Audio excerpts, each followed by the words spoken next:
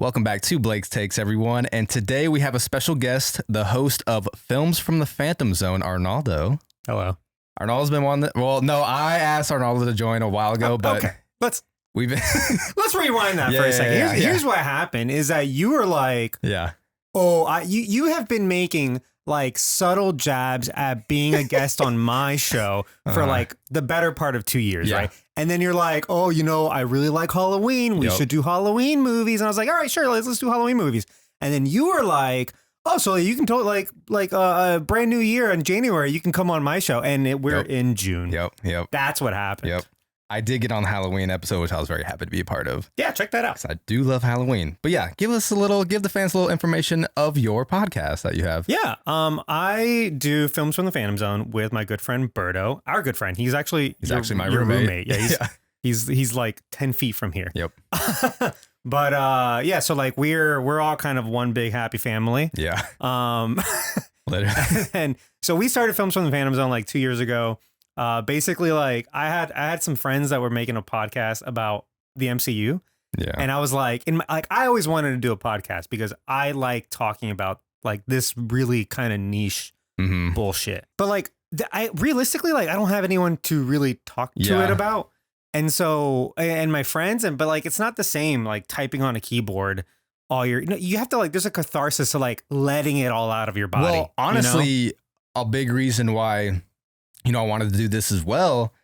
And thank God I finally had like Garrett move here so I could have these conversations with him. But, those conversations that we would all have as we're hanging out, we have all these arguments about all these different movies, like superhero movies and everything. I'm like, damn, this is a fun time. If only someone was recording these conversations. Well, it's not only that, but like we're visibly annoying everybody else. Yeah. And that's the thing, because like, for example, like one time my sister calls me and she's like, oh, did you see, my sister's not into any of this shit, right? And she goes, oh, did you see they're making a Joker movie? And I was like, no shit. Listen, how much do you want to talk about this right now? Because I could go on, but I need to know what your level of like interested this is, because is this just small talk for you, or like are you curious? Like, you know what I'm saying? Like, are you just trying to connect with me right now? Yeah. Because I know you're not. And I thought about this afterwards, because at the time, that's not what I said. What I said was like, well, here's why I fucking hate it. And I went off, and she was like, bro, I was just trying to like make small talk. And I'm like, okay, you see what I'm saying? Like, you need the people in your life to like scratch that itch. And for me, it was like, if I don't set aside a time to like get all of these ramblings out of my brain, then like I'm just gonna like bottle them up, and that's not gonna be good. But Films from the Phantom Zone. So sorry. So a buddy of mine, he was making a podcast about the MCU. And like I said, I wanted to make one. I didn't have a subject matter, right? And I thought, that's so silly. You're making a pod, like everyone talks about the MCU. It's the most popular goddamn thing on the face of the planet. That's not a niche. It's not whatever. And I just kind of like, I didn't laugh at them, but I was like, that's kind of silly. Cut to like a year later, I'm like, not only are they amazing at it, because they're four really smart, really funny guys, right? And they know their shit hardcore. They're having a lot of fun. And I'm like, I'm actually stupid, because who gives a shit? Like, just do what you want and have fun with your friends, and that's going to show. Oh, I know. I wish I started this shit like a year before I did. Years ago. Yeah. Like we started this like the pandemic, and then like everyone started a podcast on the pandemic, and now like people give me fun for having podcasts. And I'm like, but like, that's not me. Like, I don't have any aspirations to like be popular, or like, I don't know. I don't need to go viral. I just want to have fun. Like, the amount of comments that we've had on some of our videos where it's literally like, hey, let's start a podcast, or, not everyone needs to start a podcast. I'm like, all right, whatever. This like, is, I'm trying to be more than just a podcast. Anytime someone disagrees with you, then they're going to be like, well, this is what you get when you put microphones on sale. But so our show is essentially the opposite. I thought, well, like, okay, if my good friends, and this is the Assembly Required podcast, check them out. They're amazing. If they're doing the MCU, what if I did the exact opposite? Like, the MCU's kind of taken over the world. What about every other movie that walked so the MCU could run? Like all the ones that were failed. And so Films from the Phantom Zone is a podcast where we talk about every single movie that's about a comic book superhero that just didn't do well. It Yeah. got canceled for some reason. Like they made a couple and then they're like, no more, reboot or something. What's a few good examples? Oh, at this point, we've done a shit ton of them. But like sometimes we go deep. Some of them are deep, and I'll watch Berto watch these. Like I'll just stand behind him and watch. I'm like, bro, what the fuck am I watching? So like today, our newest episode is about Japanese Spider-Man. Japanese Spider-Man. Which not only like do only hardcore like Marvel fans know it exists. Most people didn't know it existed until like 2009 or something. Really? Because it never left Japan. It wasn't available outside of Japan until like after the year 2000. It wasn't shown to anybody. It was kind of kept secret because over here on the West, like we were just kind of like embarrassed by it. Whereas like the Japanese, they fucking loved it because it was a thing that inspired power, like Megazords and Power Rangers. It's a thing that probably inspired Transformers. It's kind of like this big nexus point of like Japanese and American culture. It's honestly fascinating. So that's pretty crazy. We'll watch that. We'll kind of deep dive into like that kind of thing. We've also done like popular movies like Batman Returns, Ghost Rider. Shout out to Berto. All kinds of shit. And we've got like 200 more movies to go. So there's a lot of failed movies out there. Oh, absolutely. But so the Phantom Zone, it was funny because I wanted to mention this because I just rewatched Man of Steel last night, which I hadn't seen that in years. By the way, that's a good fucking movie, right? It does. It hits. I hadn't seen that in so long. I was like, you know what? With the Flash, now that we're reviewing the Flash today, but I wanted to go back and watch Man of Steel because obviously we knew Zod was going to be in the new Flash and all that, and it does fucking hit. It really does. Like the music is good. I was like, damn, I don't know what people were so upset about when this came out, but I mean, I know we're gonna get into it, but yeah, for sure. But the prison that they get trapped in is called the Phantom Zone, right? Is that that's what the Phantom Zone is? Okay, and that's where that name comes from. So like the Phantom Zone is like an alternate dimension that the Kryptonians use as a prison, essentially. So the irony is that they locked up all their villains into the Phantom Zone, and then Krypton was destroyed, and therefore the villains escaped. And so it gave the writers like alien superpowered villains for Superman to fight against. Yeah. Right. And so my concept was, and this was actually Berto's idea. Like I came up with the concept and he came up with the name, and that's why we're a great team. But he was like movies from the Phantom Zone, like things that like worse that are they going to be locked away forever? Or are they going to escape like Zod did? I've never gotten an explanation of the name. So I was watching Man of Steel last night and I heard Phantom Zone. I was like, oh, you know what? That's probably where they came up with that name. Yeah. So if you want to learn about some comic book movies that you didn't even know exist, go ahead and check out Films from PZ with Arnaldo and Berto, because I really will sometimes just stand. Like we have a hallway the way our house is set up. Berto will go out in the living room like in the morning and watch these movies. And I'm like doing stuff, but I'll get distracted and I'll just like stand in the hallway watching these movies for like 30 minutes at a time sometimes. Like, what? Oh, yeah, you're easily distracted. I am. Yeah, Garrett literally, me and Garrett, he's been over here before. We've literally sat down and ended up watching like half of the 07 Transformers movie with him the other week. Yeah, it's exciting. Yeah. And that's the thing is like, you don't have to watch those movies to like listen to our show. Yeah. It obviously helps. It does. But we understand that like it's kind of a big ask. And so for the biggest chunk of our show, we'll kind of like audio book it for you. Like we got a plot synopsis that we write. Yeah. We kind of like take you through it. And then we break it down from there. So let's dive into this. So me and Arnaldo were able to see an early screening of The Flash, which hell yeah, you signed up through this Warner Brothers thing. I didn't even know it was a thing. And by the way, if you want to do this, you don't have to be an influencer, a movie reviewer, or nothing. I was about to say, I'm not that special yet, guys. Oh no, I've been doing this for a while. Yeah, but you just literally sign up with the individual movie studios. Just Google it. But the people that do it the most is Sony and WB. You sign up and then they'll send you an email when they want to do an early screening of a movie. It's so that they can increase like word of mouth, like literally what we're doing right now. And then they'll send you an email, but you have to like respond to it very quickly to get it. Because I did sign up so we could try to get 2 more tickets so Garrett and Berto could go. But by the time they were like, oh, you're off the wait list, go ahead and claim your ticket. By the time I already clicked on it, it was gone. Yeah, it's gone. Filled up, yeah. And we were standing in line outside for about an hour and a half. Yeah. They let us in the theater. They have the early ticket admission people go first. Don't know how they got that, but doesn't matter.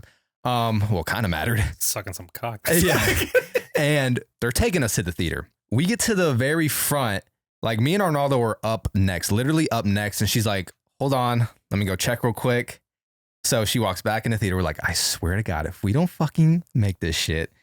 And she comes back out and the lady was like, okay, we have enough for a party of 3 and 5. And we're like, well, you gave the tickets out in 2s. This math isn't really adding up. No, the math wasn't mathing, first of all. So when she said, is anyone a party of 3 or 5? No one responded. And we're like, we're next too. So I was like, how about 2 and fuck everybody else? Yeah. So she's like, okay, we'll take 2. I'm like, okay, yeah, we're next. So we're going to get in. Thankfully, it was us 2 and a mom and a kid that got in.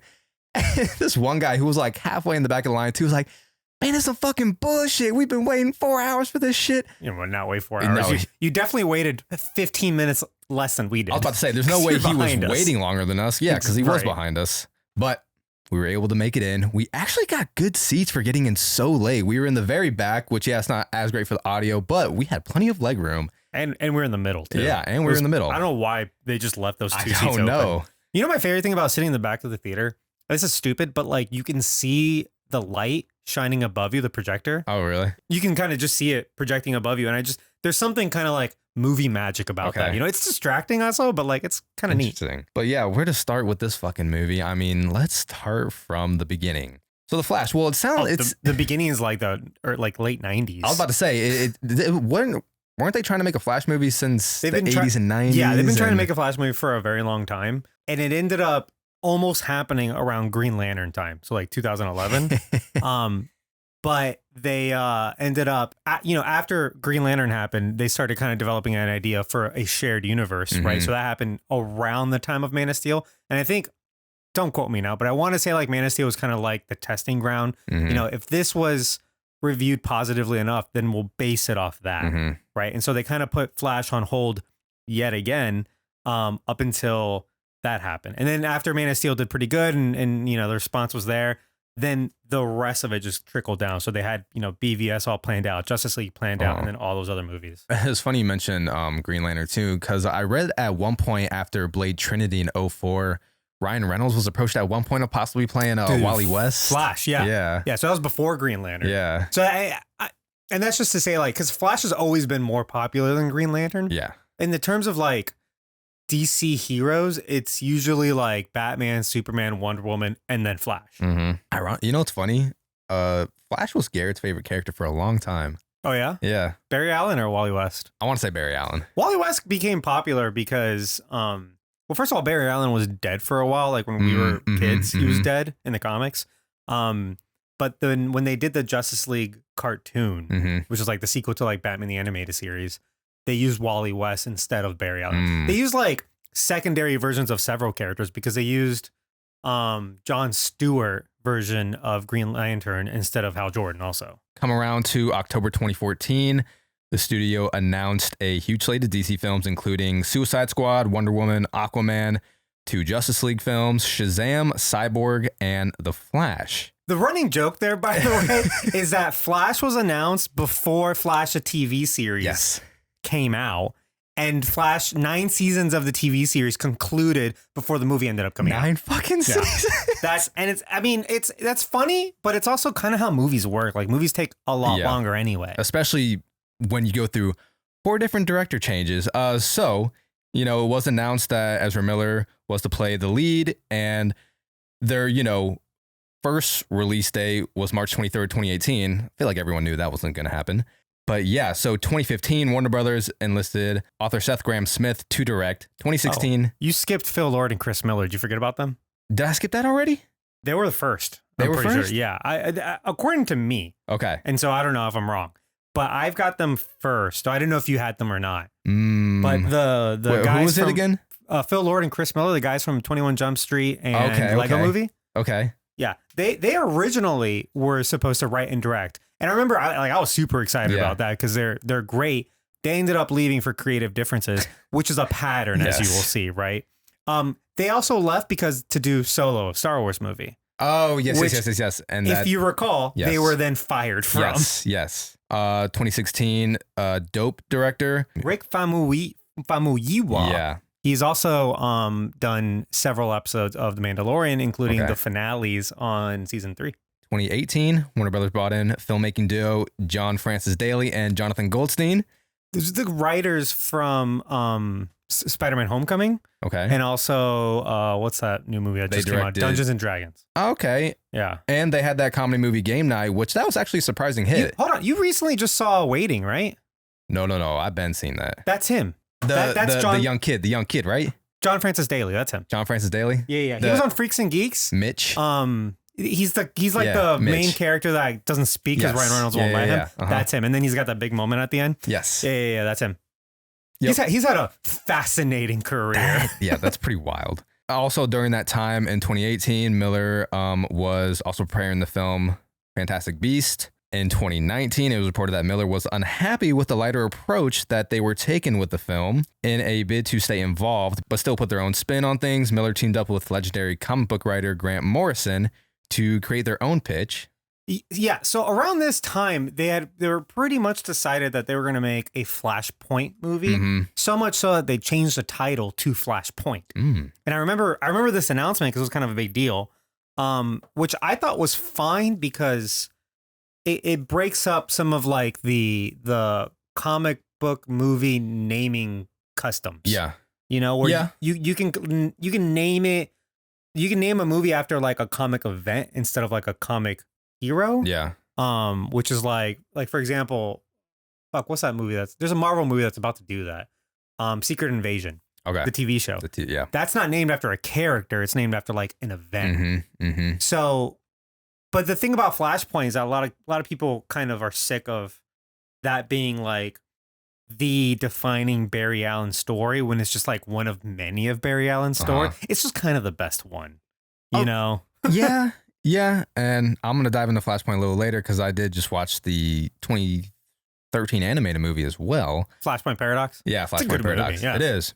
Yeah. It's much more faithful to the comic than this is. Yeah. But So studio rejected that pitch from Grant Morrison and Ezra Miller, but it didn't matter anyways because Daly and Goldstein left anyway due to, once again, creative differences. Yeah, and that was also why Rick Famuyiwa left. Yeah.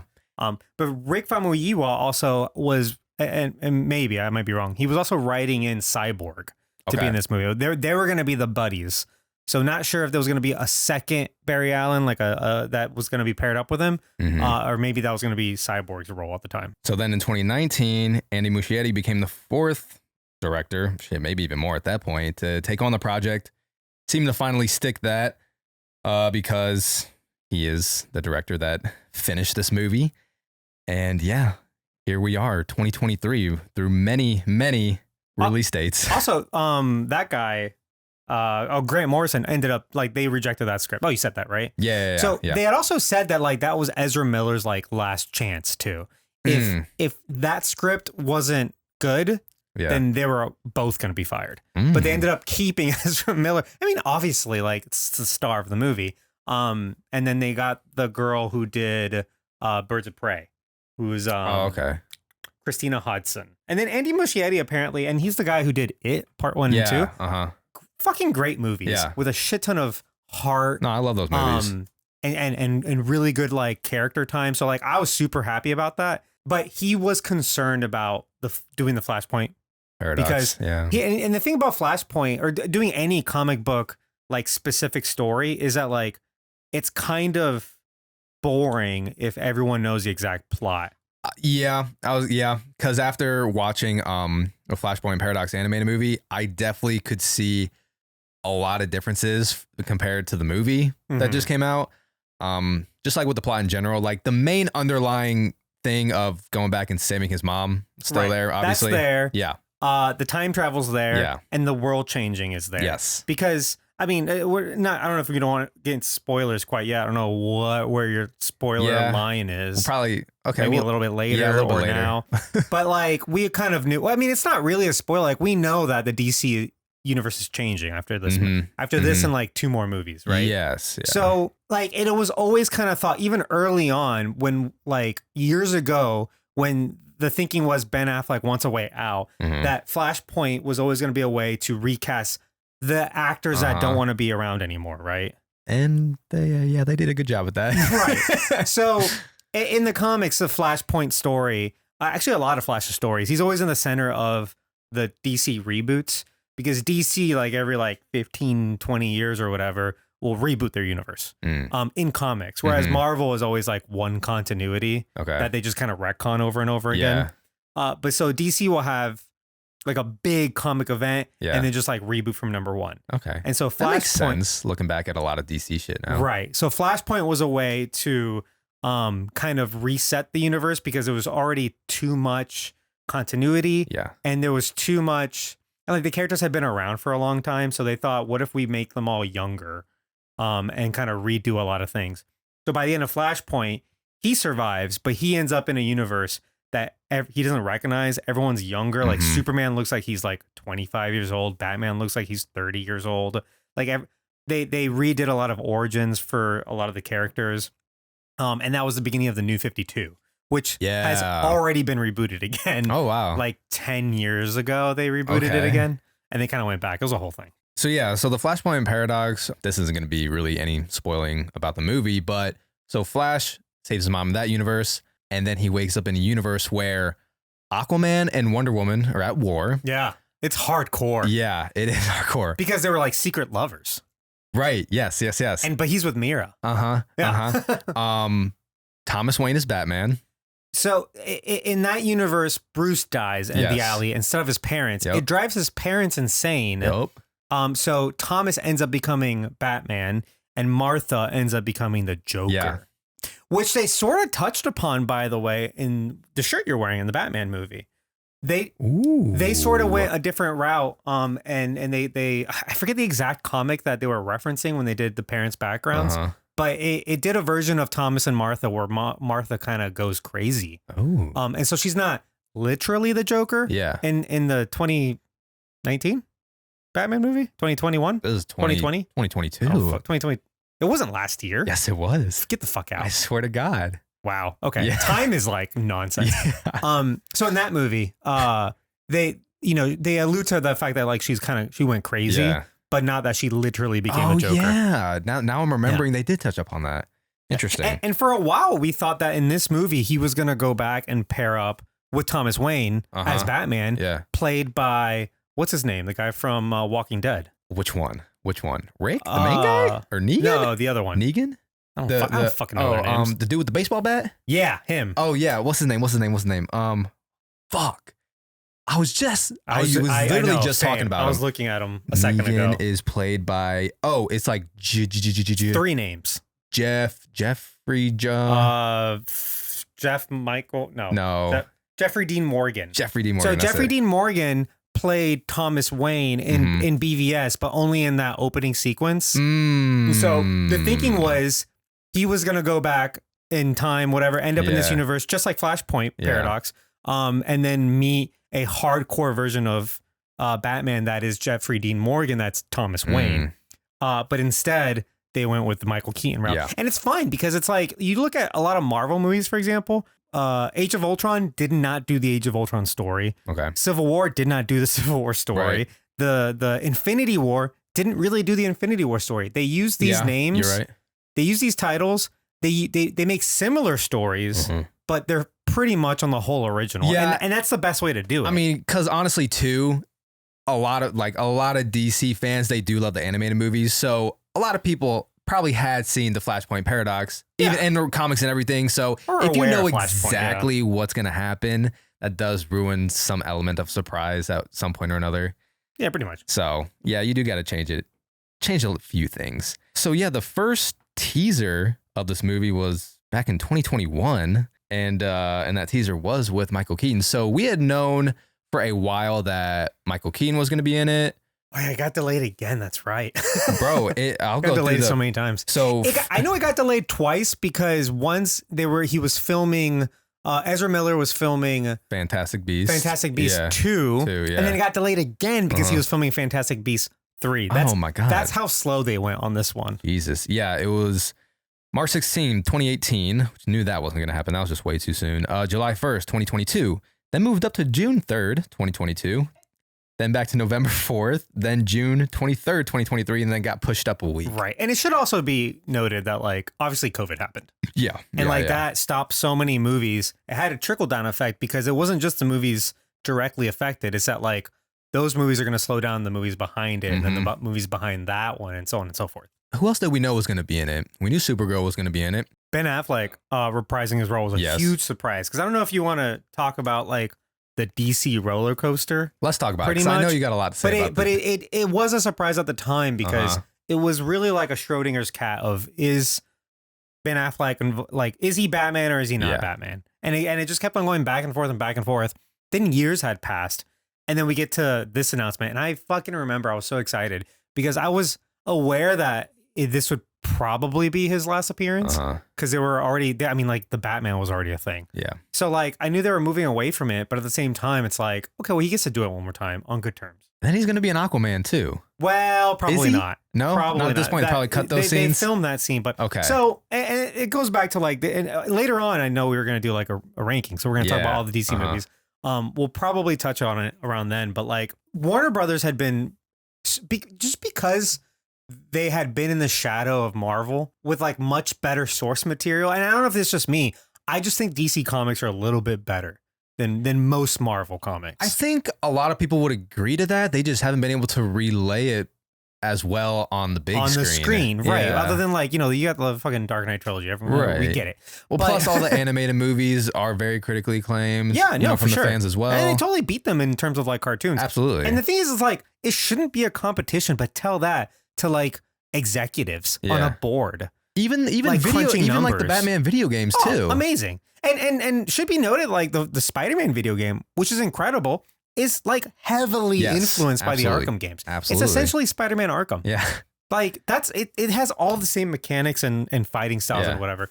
But, you know, because they were, like, looming in the shadow of the Avengers, which was like the biggest movie ever out of the B and C list characters that Marvel had left because they had sold all of their character film rights. Damn, they still made it work. Yeah. They still made a better movie without Spider-Man and without some of these other characters, without the X-Men, without the Fantastic Four. You know what I'm saying? Yeah. And Punisher, Daredevil, all of these, like, characters that are technically more popular than the Avengers, right? Warner Brothers doesn't have that problem because they own DC outright. They do. They own a shit ton. They don't have the same. They didn't have that problem of, like, oh, how do we get the film rights to this? They've always had the film rights to all of these characters. Superman, Batman, Wonder Woman.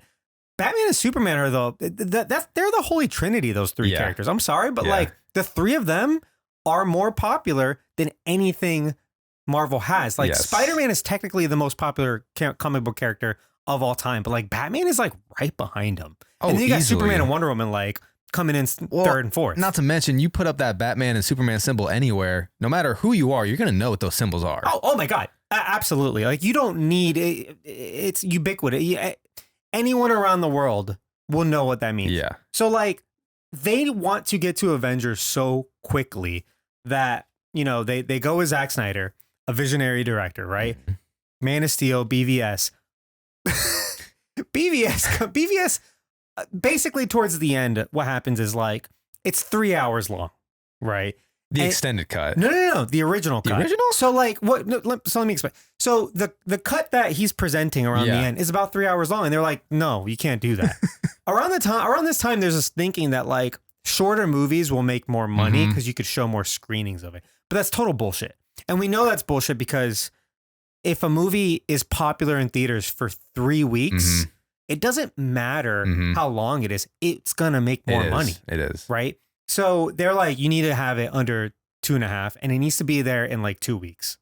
So they forced their hand into cutting down the film. You could tell they do when you watch it. They cut out entire subplots. Yeah. They created plot holes in that movie by what they cut out. That's why when first time I watched Batman vs Superman, I'm like, yeah, this is really choppy. But if you do watch the full extended cut, you're like, why does this make so much more sense? When I saw the extended cut, I screamed at my TV maybe 5 times going, why wasn't this in the original? Yeah. Because I'm like, you could probably cut it down to 245, 230, maybe even in a different way. It's clear that they didn't have the time to do that in, right? So it's one of those things where, you know, the meme where it's like, I think it's Andre something, and he's pointing the gun, he shoots, and he's like, "Why would you do this?" Yeah. You know what I'm talking about? Yeah. That's Warner Brothers in this situation where like they're the ones that crippled that film, and then go, "Oh, look, it sucks." Yeah. So shoot themselves in the foot. Right. So the problem is that they were already filming Justice League by the time BVS was coming out, right? Because they were shooting those back to back. They were supposed to come out like 13 months apart or 15 months apart, something like that. I think they did though. It did. Technically it did. Right. So, but that's how crunched it was. It was supposed to be kind of like a part 1, part 2. Here, next year, you're getting the next movie, right? And so for Justice League, they're like, we need to change so much because by the time they're filming that, the reactions to the now crippled BVS are coming out, right? And they're like, you need to change this, you need to change that. And Zack Snyder's like, okay, we can. The thing about Zack Snyder is apparently, according to everyone, he's very nice. He's a really nice guy. Dude, if they would have just let Zack Snyder cook the pot for a little bit, DC would have been just fine. It would have been just fine, right? And then so they come up to me, he's like, all right, cool, we'll shoot those scenes. They hire some other writers. They bring in Jeff Johns as a producer, who is one of DC's most prolific writers, right, in comics. And Jeff Johns is like writing new scenes because he's being told it needs to be lighter, it needs to be fun, it can't be as dark and gloomy. Sorry, that's what made those other ones good, like Man of Steel, right? yeah, and we'll get into that. But like the end result is like Zack Snyder's like, okay, but like it's also not my movie anymore, right? Then the worst thing possible could happen. Zack Snyder's daughter committed suicide. Oh yeah, and that's why he had to leave Justice League. He doesn't leave the movie. He asked for some time off, or he wants to work through it because he and his wife. Oh, and his wife is his main producer, Zack Snyder and Deborah Snyder, right? So like the two heads of the movie are having this incomprehensible tragedy, and the Warner Brother heads at the time, whose names I forget, but fuck those people. They were basically like, hey, you should really take some time off. Like, we really think you need the time off. And he's like, no, like, I need to work. Otherwise, like, we're not going to heal or whatever. And they're like, no, you need time off. How about you take some time off? We're going to bring in some other guy to help you. And who is that guy? And it's Joss Whedon. Yeah. Right. And Joss Whedon, now we know, is like a huge fucking prick. He's like a psychopath, right? And they bring him to like fix the movie. But it's totally fucked up that they used his daughter's suicide as like the reasoning why. Like, imagine to push him out. Yeah, imagine you're going through a tragedy and your job is like annoyed that like you can't perform, and so they essentially fire you because you're going through like the worst like I couldn't even imagine like a kid dying. Yeah. Oh my God. Yeah. I mean, that's every parent's worst nightmare. Yeah. And yeah, I mean, so they had to reshoot a bunch of shit. And yeah, everyone says it was a terrible experience. So Ray Fisher was the most outspoken, but pretty much everybody, even the actors that would consider themselves kind of like not dramatic, you know, they're not really going to stir the pot. They're going to be very, what's the word I'm looking for? Diplomatic. Even they had things to say. So like Ben Affleck and he's the highest profile actor on these movies. He's been interviewed about it countless times. And one thing I really like about him is that he's brutally honest. Like he doesn't give a fuck. By the way, if you ever want to laugh, go on YouTube and look up his Criterion Collection commentary on Armageddon. Where it's fantastic. He's basically shitting the whole movie as he's watching it. I haven't watched it, but I have heard about that. And they put that on the fucking DVD, which is great. Anyway, so he's like a brutally honest person. And he was like, oh yeah, it was miserable. It was miserable. And it made me, like, he talks very fondly about Batman versus Superman because the experience was fun. And the thing is like, these actors, they're going to get paid millions of dollars no matter what they're doing. Yeah. Like, if Ben Affleck's going to get paid millions of dollars to do the next thing, what the fuck does he care? Like, he's not there for the money. He's there for the experience.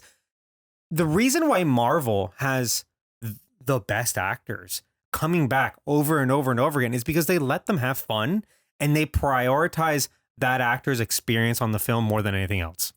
Oh, and it's clearly worked out for them too. No, Robert Downey Jr. is not going to make fucking 14 movies with Marvel if he wasn't having a good time. He's one of the richest actors that there are. Ever. Right? Yeah. Like Chris Hemsworth wanted to leave and then he had a good, they were extra nice to him. And then he's like, oh no, I could do this forever. Then he had a great experience on Thor so Ragnarok. So was Chris Evans. Like Chris Evans was like, I kind of don't want to act anymore. But they're like, yeah, but Captain America. Oh yeah, Captain America's really fun. Let's do like 5 more. Yeah. They did Ray Fisher dirty. Ray Fisher was really outspoken, and Gal Gadot was quiet, but we know about a lot of her experiences, which was that like Joss Whedon, who made his career being like a quote unquote feminist director. Mhm. Like he like all of his main characters were like strong female leads. Mhm. He's actually like super shitty to them though. And so like he was apparently horrible to Scarlett Johansson on the Avengers.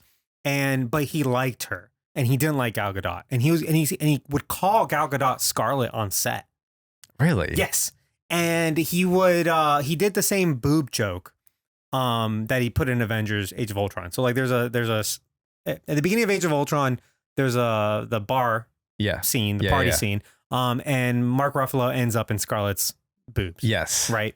Then he redid that in Justice League, but it's Flash falls into Wonder Woman's boobs, right into her cleavage, and Gal refused to do that scene. She's obviously like it's fucking stupid. Especially with those two characters, that wouldn't have made any sense to do that with them. And no, like at least Mark Ruffalo and Scarlett, like their characters they're flirting, right? And it's a will they, won't they? And so it's like, oh, here's like an awkward little thing. You can almost kind of like wrap your head around it. That would make no sense. In the middle of like, oh, Steppenwolf is attacking Earth and like, oh, my face is in your titties. Yeah. Like, that's fucking stupid. Gal refused to do it. They had to use a body double. But like, fuck, and they still wanted to do it at that point? Right. At that point, I've been like, okay, just scrap that idea. No, and he basically like threatened her on set and was like, I work with the best. You're no Scarlett Johansson. Like, just a huge piece of shit. I feel like everyone loves Gal Gadot too. Right? She seems so nice. She is nice. Yeah. Oh my God. So anyway, DC, it gets to a point where basically they don't know what they want to, they don't know what direction they want to go in. There's a whole bunch of issues with direction, tone, like tonal issues, all that stuff. So what they end up doing is they end up focusing on minor characters instead of the major characters. So instead of making a sequel to Justice League or a sequel to like make it a second Superman movie or another Batman movie, they're like, well, let's do Shazam, let's do Suicide Squad, and let's do all these. Harley Quinn gets a movie. Yeah. All these other characters get movies, and then we'll figure it out eventually. The problem with that is like so many people got fired and rehired and fired and rehired that eventually like there's so much talk about a reboot or will there not be a reboot. What ends up happening is that they don't want to pay Henry Cavill because they don't know how to make another Superman movie. They didn't like Ben Affleck's ideas for his Batman movie. I see. Out of all of the characters that were getting movies too, I'm like, how the fuck did we not get a Batman movie, man, with Ben Affleck or a second Superman movie? Yeah. Well, I mean, it was the Batman. That's what it ended up becoming. But like, what sucks is that like you have a writer, director, producer, writer, director, producer combo in Ben Affleck, who is incredibly proven. Right. Yeah. He's made amazing films. He has actually, and I feel like people don't realize that too. No, I mean, if you watch like Gone Baby Gone, great movie. Argo, great movie. The Town, also really good. Oh yeah, he does all these movies. He can do it. And imagine like Batman in The Town. Like fuck, even recently, Air. Yeah, I haven't seen it, but that was great. I really enjoyed it. He's incredibly talented. Just let him do his thing. Yeah, he gets paired up with Chris Terrio and someone else. They turn in scripts. They kept on bouncing it back. They kept on giving him the runaround. And to the point where he's like, okay, cool. I don't want to direct this anymore. I'll still do it. Because they won't accept any of his scripts at that point. They keep on rewriting it. So they get, what's his fucking face? The guy who directed the Batman. Matt Reeves. So the irony is that they wouldn't let Affleck have creative control over his project. But they told Matt Reeves, you can do whatever the fuck you want. And Matt Reeves says, I don't want to do the DCEU. I want to do my own thing. They're like, fuck it, do your own thing. So Affleck's now gone. The Alfred's gone. Like all these, everyone's gone. Let's, what's the point of making a shared universe if you're just going to make a standalone film? Yeah. And I think the Batman's fine. I didn't love it, but like at the same time, it's like, it still could have been connected. Yeah. And a lot of people did like the Batman, but I feel like that's what happens when you give, people creative control. Good things happen. Not all the time, but a lot of the times. Just treat the guy better. Because the thing is that like he's very open about how miserable that experience was. But like the second Zack Snyder invites him back to do. He literally calls him and he's like, "Hey, do you want to do another scene as Batman in my garage?" That's, by the way, I'm not allowed to do, but I'm gonna do it anyway. He wasn't allowed to do that. He just they didn't tell him to do that. For everyone listening, and he said, yeah. For everyone listening, obviously Ben Affleck's my favorite Batman, and that's yours too, isn't it? Oh God, like 1,000,000%. Okay, there, like I know, fucking million. Like it's not even close. Okay, so I would have loved to see a Ben Affleck Batman solo movie. That ultimately leads to DC getting dismantled or DCEU getting dismantled. Henry Cavill films that scene for Black Adam. Well, okay, yeah. So the worst part is that there's obviously like Zack Snyder's Justice League came from like this fan movement paired up with COVID that shut down movie theaters, and WB's like, well, we need something. And here's this movie that everybody wants. We can put it up on your streaming service and get that going, right? From there, like AT&T wants to sell Warner Brothers because they don't fucking want it anymore because they're a phone company, right? Just big rich people boardroom bullshit, right? So like Discovery's like, we'll take Warner Brothers. Like we'll pair them up with that. It's a huge library. Let's do that. And so the thinking is, without the Warner Brothers higher ups, because now Discovery is going to be in charge. Let's see what they do at DC, right? And Zaslav, who's like incredibly unpopular because he's one of the driving forces behind this this current writer strike that we're in, right? He's like, let's do the thing that the fans want. The fans want these characters. Let's give them these characters. So they jump the gun and say, hey, let's get with Henry Cavill. Let's get with Ben Affleck. Let's bring them back. That's what the fans want. And then we'll get a creative guy to figure it out, right? So they do that in that order, unfortunately. So for like a month, we thought Henry Cavill and Ben Affleck were coming back because they literally were. And they filmed scenes and everything. And we're like, great. Fix the problem. All the problems are all fixed. Let's go. Let's go forward with this idea before. And then when they age out, we'll retire the characters. That's what I thought was going to happen, right? And then like a month later, they finally hire the creative guy who's going to be James Gunn. And again, I'm like, fantastic. James Gunn's great. Right. Naturally, like a lot of people would. James Gunn's like, sure, but I want a clean slate. Yeah. Well, fuck all. Now they're all gone again. Like it was just so. It was an emotional roller coaster, honestly. I'm still stressed out about it. It sucked because I love Cavill. I love Affleck as Batman. Like, yeah, you're getting rid of a lot of good people there and a lot of projects that we never ended up getting and that we thought we were going to get, especially with the second Superman. I'm really surprised they never Man even of got Tomorrow. around. I'm telling you, it was make a Man of Tomorrow movie. That's like what the fan favorite title would have been because Man of Steel, Man of Tomorrow. Something because the thing about like Superman in these movies is that Zack Snyder was building the character of Superman in a trilogy, right? He wasn't going to be the perfect Superman until Justice League. That was the idea. And then from there, we could, have Superman do a bunch of shit, right? And because we never got there, it was kind of like, and that's the thing of like when people complain about like, oh, like he doesn't understand Superman. Yeah, it's easy to say when you only see the beginning of it. Right. And you don't really see the full arc. Right. And because that was supposed to be done by 2017. We by now, we would have had 2 more Superman movies. I mean, yeah, that's the thing is that I feel like a lot, of even some of the Marvel movies did with the MCU is, you saw that arc after 3 movies. They did it with Spider-Man. Right. Yeah. Spider-Man, like the Guardian characters, the first movie isn't always going to be that perfect emulation of that character. Let it develop. Give us some time. We'll get there. And it's not about the destination, bitches. Right, it's about the journey. And the payoff will end up being greater. Yeah. So you have all those troubles with the executives and Warner Brothers and all that bullshit. But then you also have the troubles of Ezra Miller. And I mean, got arrested, like 3 times? There's all those incidents that happened. And they were like, okay, we can do 3 options. If Miller receives professional help, could give an interview, explain behavior. I remember this, yeah. And then do a limited press. And then they would do limited press for the tour or limited press for the film. That's kind of what they did. He's not doing any press. I was about to say, I haven't seen him doing any press. If Miller did not receive help, they could exclude Miller from all press for the film, and the role would potentially be recast for future projects. Okay, that's going to bring up another interesting topic. I mean, you could have done that, but you kind of didn't, though. And then, Andy... We'll get to it. Yeah. And then, lastly, if the situation deteriorated further, the film would be canceled as a last resort. That was never going to happen. I don't care what they're just saying that to save face. Especially once they canceled Batgirl already. That was like 90 million. Oh, fuck that, dude. Completely canned it. Not even on streaming. I don't remember all the charges because it's depressing and I don't want to think about it. It's a lot. The first one was like choked a woman. Yeah. Because like she got in their face or something. And I'm like, look, I get it. Paparazzi sounds horrible and fans sound horrible. And being famous sounds like the worst. But you like, can't choke yeah, can't do that.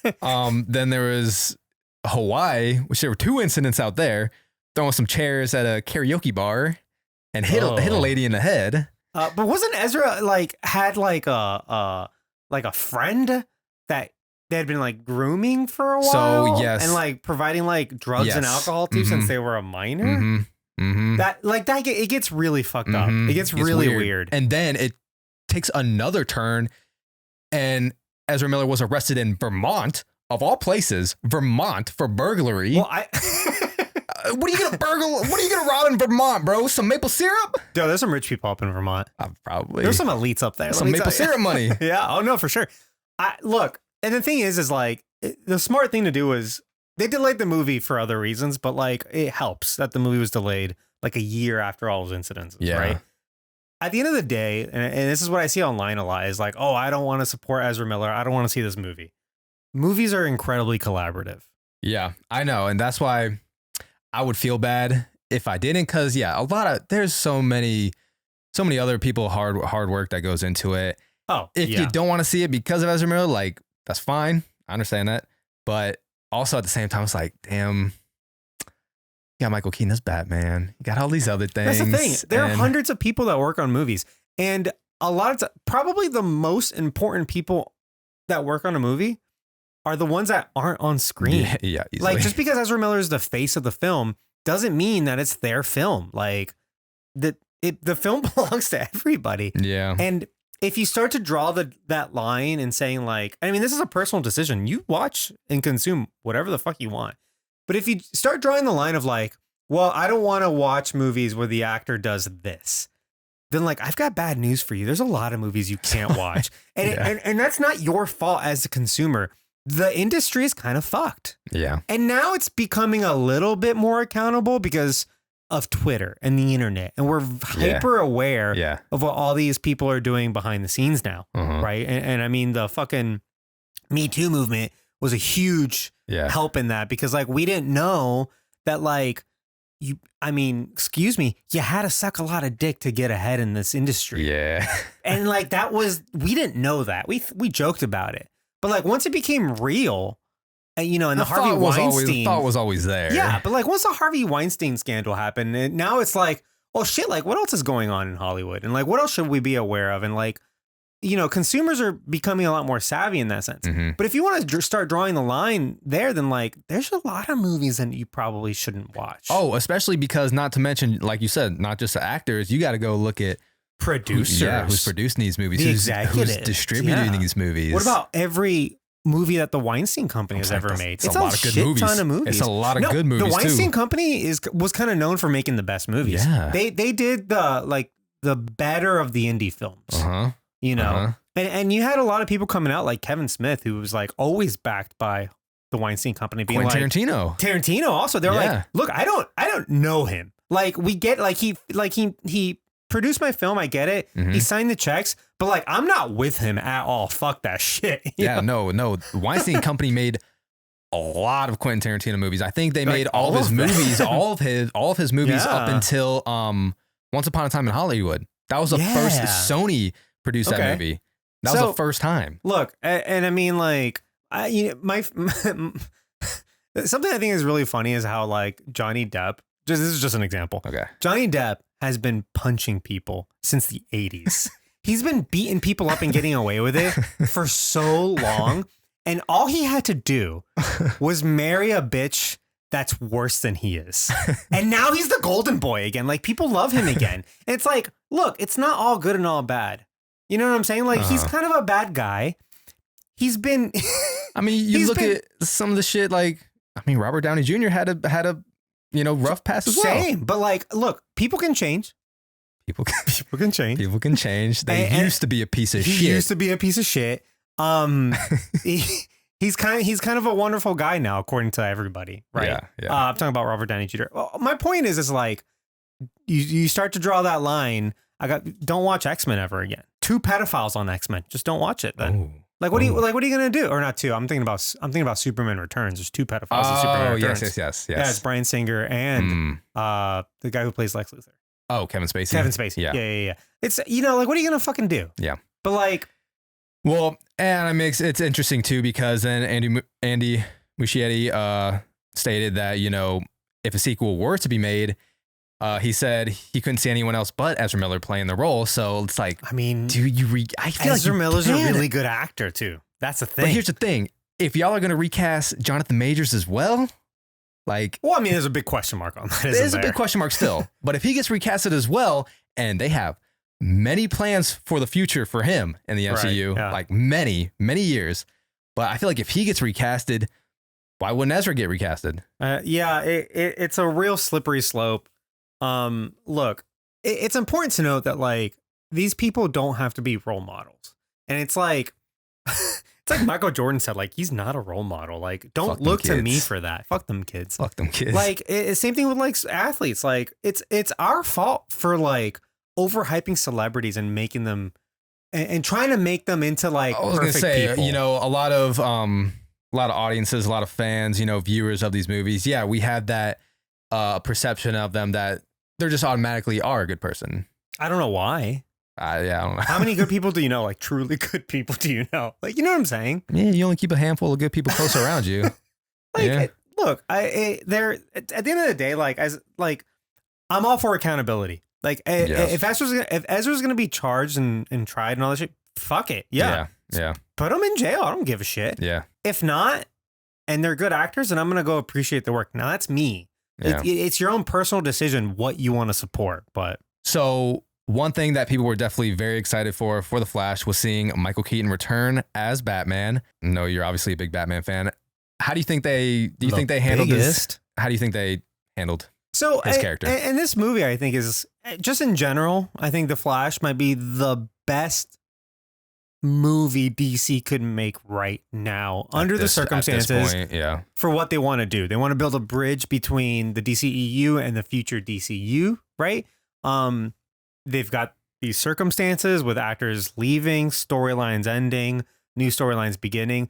All that said and done, I think this is the best they could have done. And what I was afraid of was a lot of lampshading, which if you don't know, that's a term that means like if a movie does something kind of bad, maybe cheesy or bad, if they acknowledge it in story, then it kind of fixes it.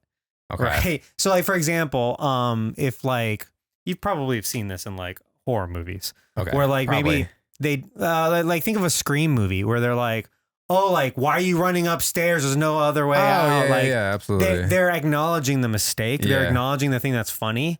They're making a joke makes about it okay in the movie. Well, for whatever reason, that's called lamp shading. Okay. And it's kind of a way to like acknowledge the fact that you're doing something like corny, cheesy, or like otherwise bad, right? Yeah. I was afraid that this movie would kind of be making fun of the DCEU and the movies that came before it. Okay. And wouldn't just be treating those things with respect. This movie treats everything that came before it with so much respect.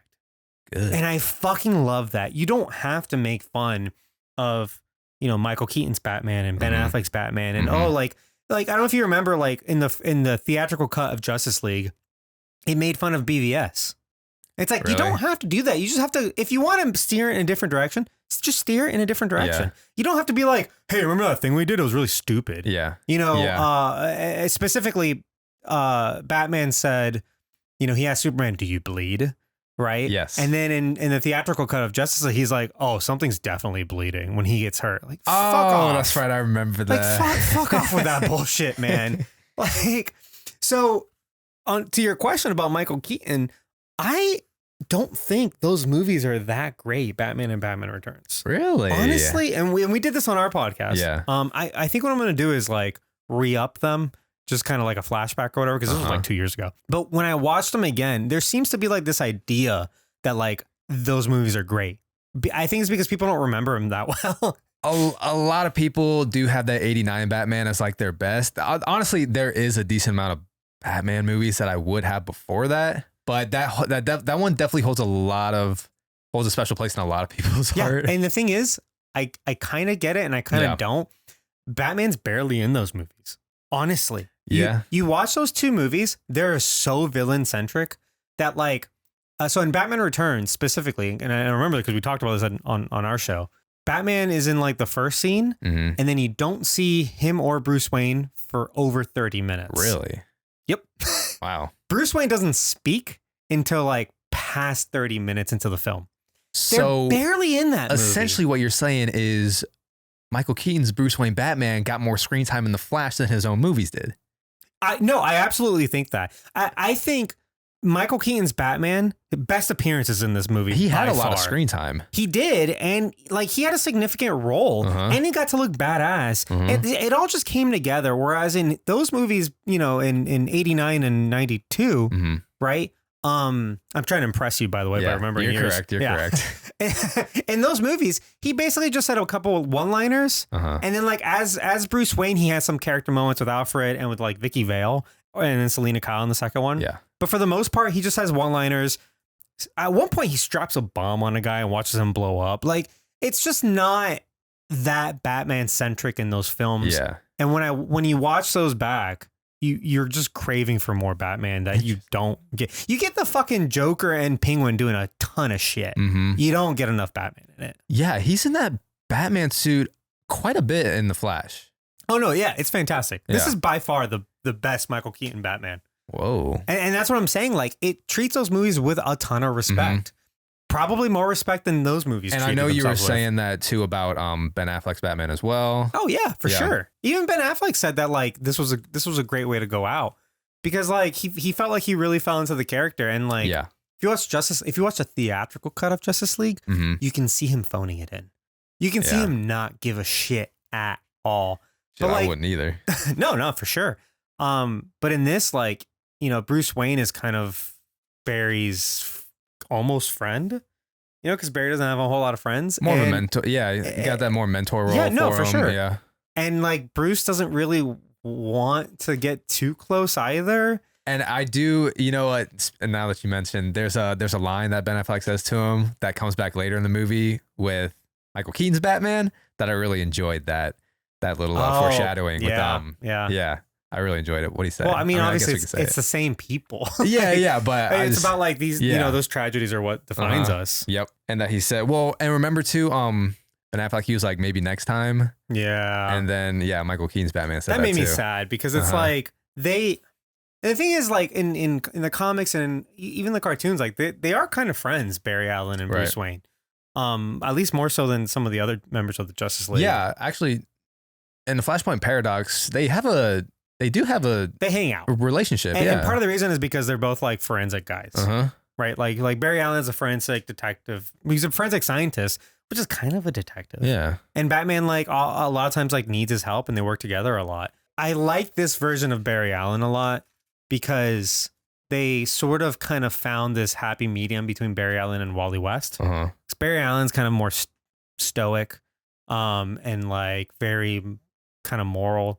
And Wally West is kind of like this jokester character. He's very laid back. And I think they found like this kind of spot in the middle where Ezra Miller can kind of fit in, where maybe he's on the spectrum, this Barry Allen, a little bit. Well, not to mention because we do get another version of Barry Allen in this movie that kind of plays more into what you're talking about now. And that's the other thing. I really enjoy that they matured him a lot. They did. Because this Barry Allen is like, he's falling into his like the classic character a lot more where like he is more mature and it's contrasted by like this 18-year-old piece of shit version of him, right? Yeah. So in the alternate timeline that Barry has created, he runs into himself and he's a freshman in college, very young, very immature. 18 doesn't have his powers yet. And you just kind of get that balance between the two. And the older Barry Allen does have to mature. Like if you go back and watch, you know, some scenes that we see of Flash and, you know, Justice League and what else is he in? I don't know. He's in he's not really kind of not really. Yeah. But anyways, you do kind of get that sense of growth because he is very so much that jokey kid in those earlier movies. I think my biggest problem with his character, it's not really a problem because that movie doesn't exist to me, is in Justice League because in Zack Snyder's Justice League, the original cut of the film, he is maybe slightly on the autism spectrum. Okay. Right. And he's like, he's super smart, but he's kind of like, he doesn't really kind of read the room. He doesn't have that ability. Yeah, he doesn't have the... Right. He's kind of awkward. Yeah. And he's like, my favorite part of that movie is when Ben Affleck is like, hey, like, I'm putting together a team. And Barry Allen's like, yes, I'm in. Like, you don't need to convince me. I need friends. That portrayal of him still has some earnestness where like he cares about what he's doing, his parents' case. You get a lot more of that in Zack Snyder's cut. Whereas in Justice League, he's like, yeah, because like, what's brunch? Like, I don't understand it. Like, blah, blah, blah, blah. Oh, dude. Oh, my just God. Dumb. Just it dumbs dumb. him down so badly. And he's not a dumb character.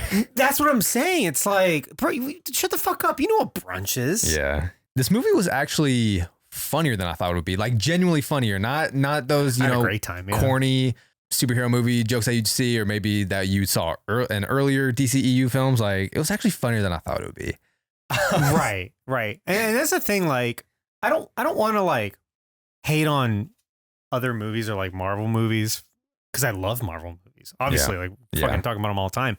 But like Marvel movies, some of them, and kind of recently, will be fun in the moment. And then afterwards, you kind of feel empty and you kind of forgot the whole movie. Like, you don't remember what happened. Yeah, I know what you mean. Whereas like this movie has enough heart and enough genuine like laughs and moments and good action that like it sticks with you. Like, you think about it for a little bit, you want to see it again.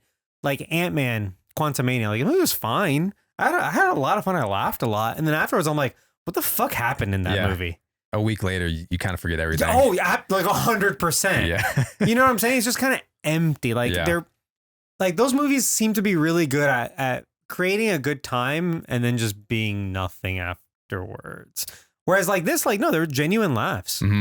My favorite line of the movie. I didn't want to mention it, but yeah, that one. Yeah. Favorite line of the movie was when both Barry Allen's and Batman are on their way to find Supergirl. And there's, I don't know, a guard that they have to take down.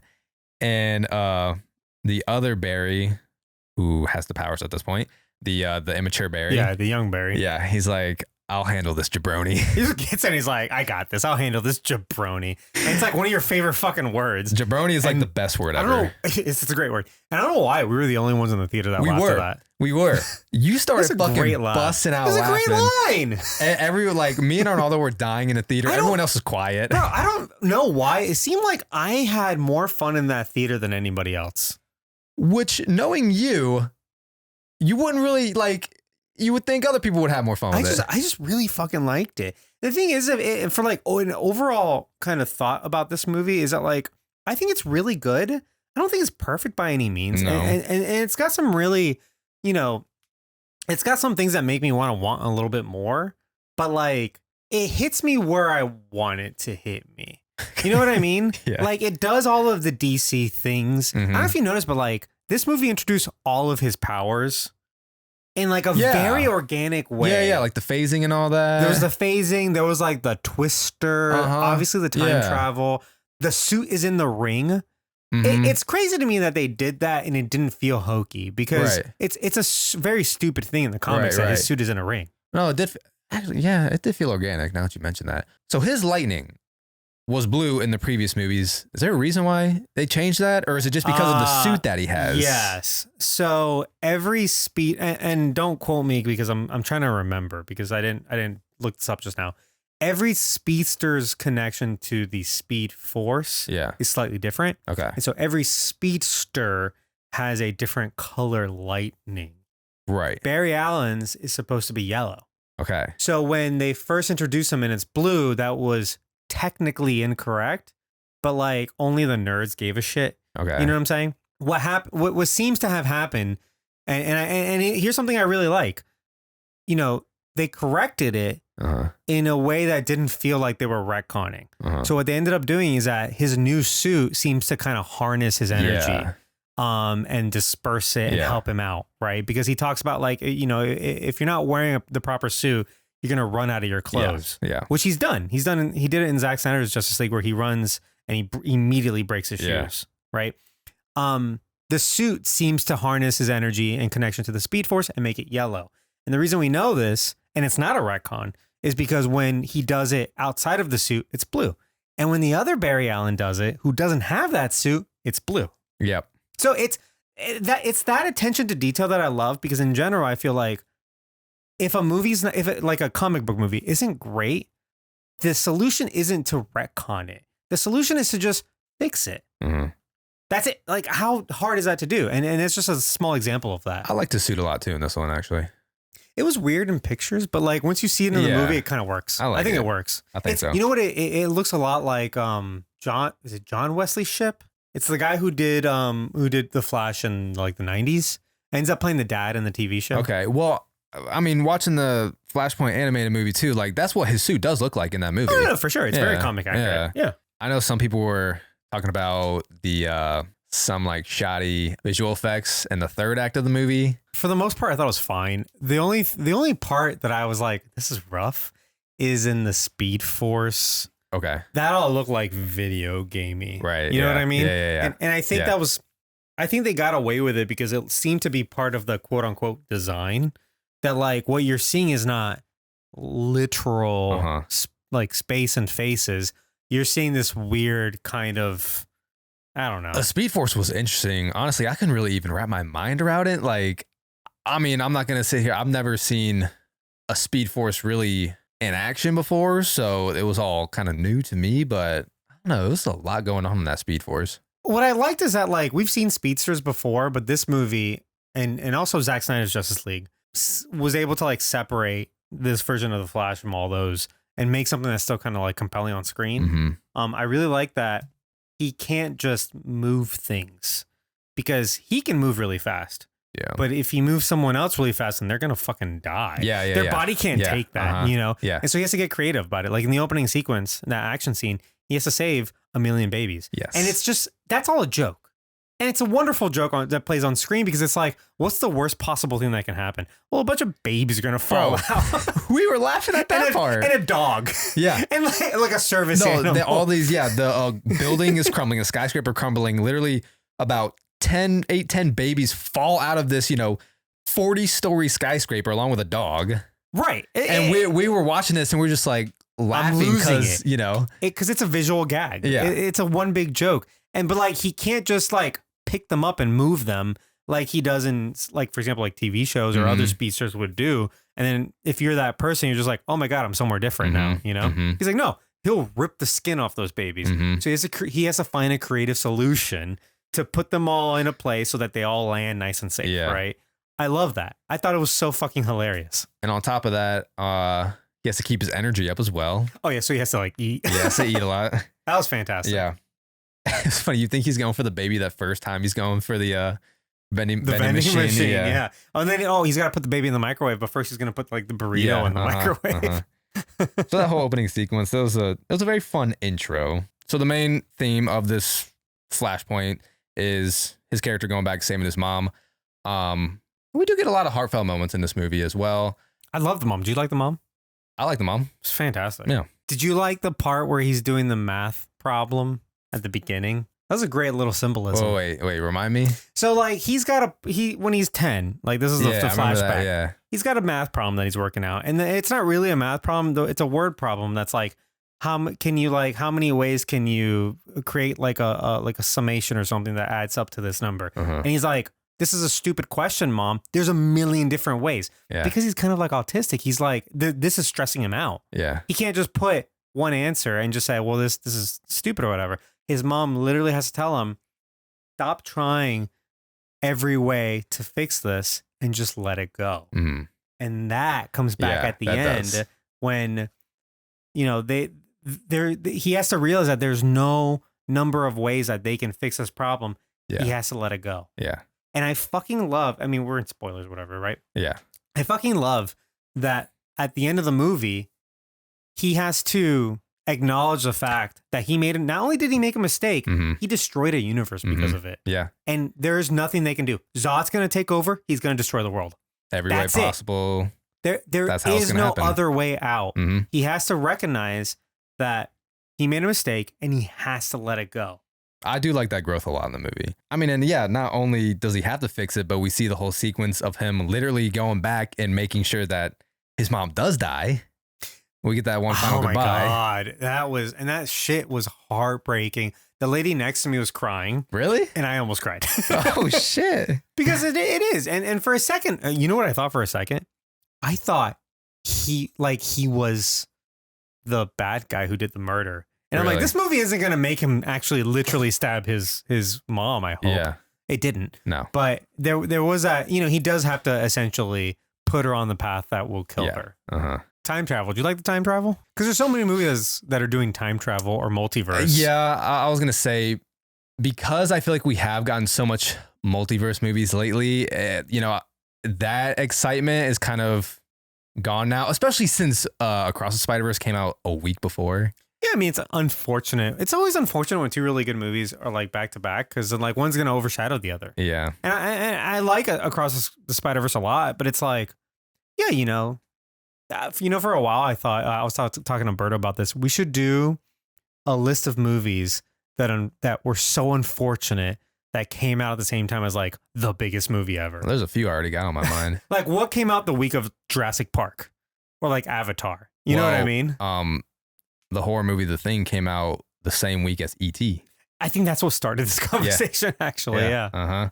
What'd you like more? Across the Spider-Verse or The Flash? Well, I think I like The Flash more just because like I don't think it's a better movie. Okay. I just think it did the things that I wanted more. Like it handled the characters I wanted a little bit more. I got to see what I wanted more than Across the Spider-Verse. Okay. I got a big problem with Across the Spider-Verse, by the way. This is off topic, but like it shouldn't be a part, like it shouldn't have stopped where it did. I think it should have stopped somewhere else. It's not a complete movie. Anyway. I mean, I feel like that's been a common complaint about that movie is the ending. It doesn't really have a third act. It sets up the third act as the sequel, and I think that's kind of dumb. I'm fine with it. Yeah. But I know that has been a popular complaint about it. Otherwise, it's a great film. Yeah. But time travel. I thought this was a great way of not doing what everyone else is doing. Yeah. Like it does do it differently. Honestly. And so like I don't know if you've ever read about what Justice League 2 and 3 were going to be about. If Zack Snyder had actually made them. They were basically going to do Infinity War and Endgame. Okay. Right? Where they lose. Okay. And then they have to time travel to fix it. Okay. In their defense, that idea existed before Marvel made those movies. Okay. So who knows who came first? It could have been parallel thought, right? Yeah. But the way they're going to do it is time travel. They're going to build the cosmic treadmill, I think that's what it's called. Okay. It's really wacky. DC's got some really wacky shit. Which is this device that Barry Allen can use to run really fast and like charge something up, right? And travel through time. So what they were going to do is but the time travel rules and that was going to be, he can use the treadmill, but he can only use it on a certain day because he can't travel through space, only through time. Meaning he can only travel on the same exact day of the year. Otherwise the planet's going to be in a different place and they're going to end up in space. Oh, okay. So they have to, the idea was for this movie, it was like Justice League 3 or whatever, which was with the nightmare sequence and Zack Snyder's and stuff. Yeah. I could talk about that. I rewatched it yesterday. It's good, right? It's so good. It's good. Honestly, that universe kind of reminded me a lot of like the Flashpoint universe. Kind of, if you think about it, because it has, for sure. It's really dystopian, and kind of apocalyptic. What's that George Miller movie? Talking about Mad Max, Mad Maxian, right? Blade Runner type. Yeah, so they would have to prepare all year. Know what their game plan is going to be so that when he time travels on that day, they can try to fix the past, right? That was going to be the mechanism for that movie. In this movie, so in Justice League, as in Zack Snyder's Justice League, he does time travel. But he time travels in a way where he just goes backwards in time. Okay. Right? Yeah. In this one, he discovers that he can actually go to a different timeline. Yeah. Right? And what I like about that too is that like Bruce asks him, he's like, so like the time you did it in Russia, which is great because it acknowledges Zack Snyder's Justice League as canon, like the other one, right? And they kind of did that with Iris West as well. I counted 4 times it did that. I only remember 3 of them though. Iris West, who their interaction wasn't in the Justice League movie. Yeah. And also they showed Aquaman pointing angrily at Barry, and that only happens in Zack Snyder's. But so the time travel thing, In this one, he can go to a different time. But then when he meets Michael Keaton, when he realizes that Back to the Future, it does not star, what's his name? Fucking, yeah, Michael J. Fox. Michael J. Fox. He realizes, how could I have done something to alter the past also? That's something that we've never seen before. And I love that because in so many time travel movies, in so many multiverse movies, we have something fresh and original. Yeah. And Michael Keaton's Batman explains it. I don't know how he knows this. That might be a plot hole. But he explains it with the fucking spaghettis, remember? Mm-hmm, yeah. And he's like, well, you think you've made branching timelines, but what you actually made was like a crisscross of two straight spaghetti noodles where you've found a nexus point like between the two that is they share in common. But the past is different and the future is different. Yeah. That was fucking funny too. That was good. Who was the other actor? I forget. I don't remember. The one who in that universe was in Back to the Future, yeah. And then and he was like Footloose, Kevin Bacon. Oh, you mean Maverick with all the gay pilots? Which that's a funny ongoing joke about that movie too. With that whole scene with Quentin Tarantino was like, Top Gun it's a gay movie. You got a bunch of gay pilots who are insecure about their homosexuality. I've never heard Quentin Tarantino talk about Top Gun. Oh, you haven't? No. It's like this whole scene. I think it's in a movie, and he's like, he wrote it in a movie. Yeah. Not like two. Not one he directed. Not one he directed. But he was like, Top Gun. It's a movie about coming out and being insecure with your homosexuality. You got Maverick. He's gay, and you got Iceman. He's gay, and you have and he uses his love interest in that movie, Top Gun or Maverick's love interest in that movie as heterosexuality, and saying come this way, come this way. Well, that kind of makes sense when you think about it because the movie frames like their love scene in such a like dramatic way, but like. The volleyball scene is way more fun, right? Yeah. So I thought that was really funny and I think that was in reference to that one scene that Quentin Tarantino did in that one movie because that shit was funny as hell. Oh, that'd be great. Yeah, I didn't know. That's why I thought that joke was so funny. General Zod. What's his name? Michael Shannon. Michael Shannon might be one of my favorite actors. Really? Even off screen, he's so weird and eccentric. He is so fucking cool. And he could not be more different than like any of his roles because he's kind of typecasted as like the villain all the time. He's usually an antagonist or someone that's just not like a likable person. Right. Like even his little cameo in 8 Mile, he's not a likable guy. Oh, that's right. Yeah. Because he's just so sinister, and he's scary. I think about his role in Shape of Water. Oh yeah, he's just kind of like he's in that too, like this fascist character. Yeah, in every single thing he's in, and so he's honestly perfect as Zod. Zod is one of my favorite villains, because he's terrifying. Because you believe him, you know what I mean? And rewatching Man of Steel last night, I will find him. Yeah, he said his veins are popping. Like it's so fucking believable. He might have said, "I will find him" a little too many times. No, it's great. Even his explanation of his sole purpose was to protect his people in Krypton. And I was like, you know what? Like, yeah, I want you to lose, but I understand your mindset where you're coming from in a sinister way. Well, because like he's not born, he's created. Like he's designed. And that's a scene that kind of like we know that from seeing the beginning of that movie. But in that scene, he like reiterates it to remind Kal-El, who's a whole ass like pure person. He was like a regular birth. So he's like, he doesn't have this like programming in him. Whereas Zod is very much like robotic. Like he's basically like a bioengineered creation. He's like, you've taken away my one reason for existing. Yeah. Now I have nothing left. In that sense, he's very much like a wasp and or a hornet. And if you notice, like hornets have like a very set purpose in their life. And once that doesn't exist anymore, hornets go fucking ape shit. And that's why they're so like dangerous, because once they have no purpose, all they do is attack. They're incredibly aggressive creatures. And that's kind of what Zod is. Killer hornets. Yeah. It was funny too, because I saw an interview of him talking about how, Man of Steel took like a whole year of his life between the training and the filming and all that. He's like, yeah, they asked me to do this and it kind of only took, like a few weeks out of my life. But what's interesting too, and kind of cool, was he said he called Zack Snyder to like get his blessing, kind of to go do this Everybody movie. loves Zack Snyder. Anyone that yeah. worked with him loves him. Yeah, so I thought that was pretty cool. That was like the big event, the big fight that was taking place in this Flashpoint. That's where like the normal Flashpoint is Aquaman and Wonder Woman are starting a war. Right.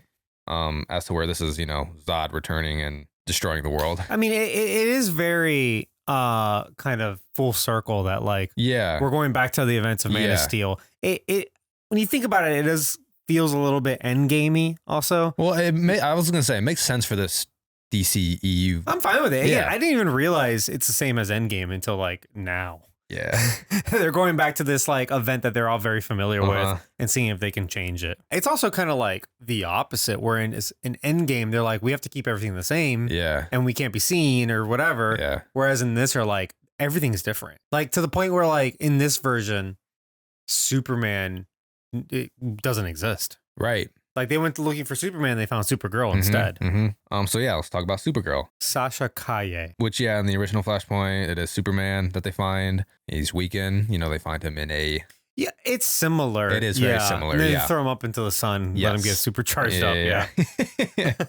So it's a similar concept. It is. I mean, I like the idea. In the comics, it's a bit of a retcon that like before Kal-El went,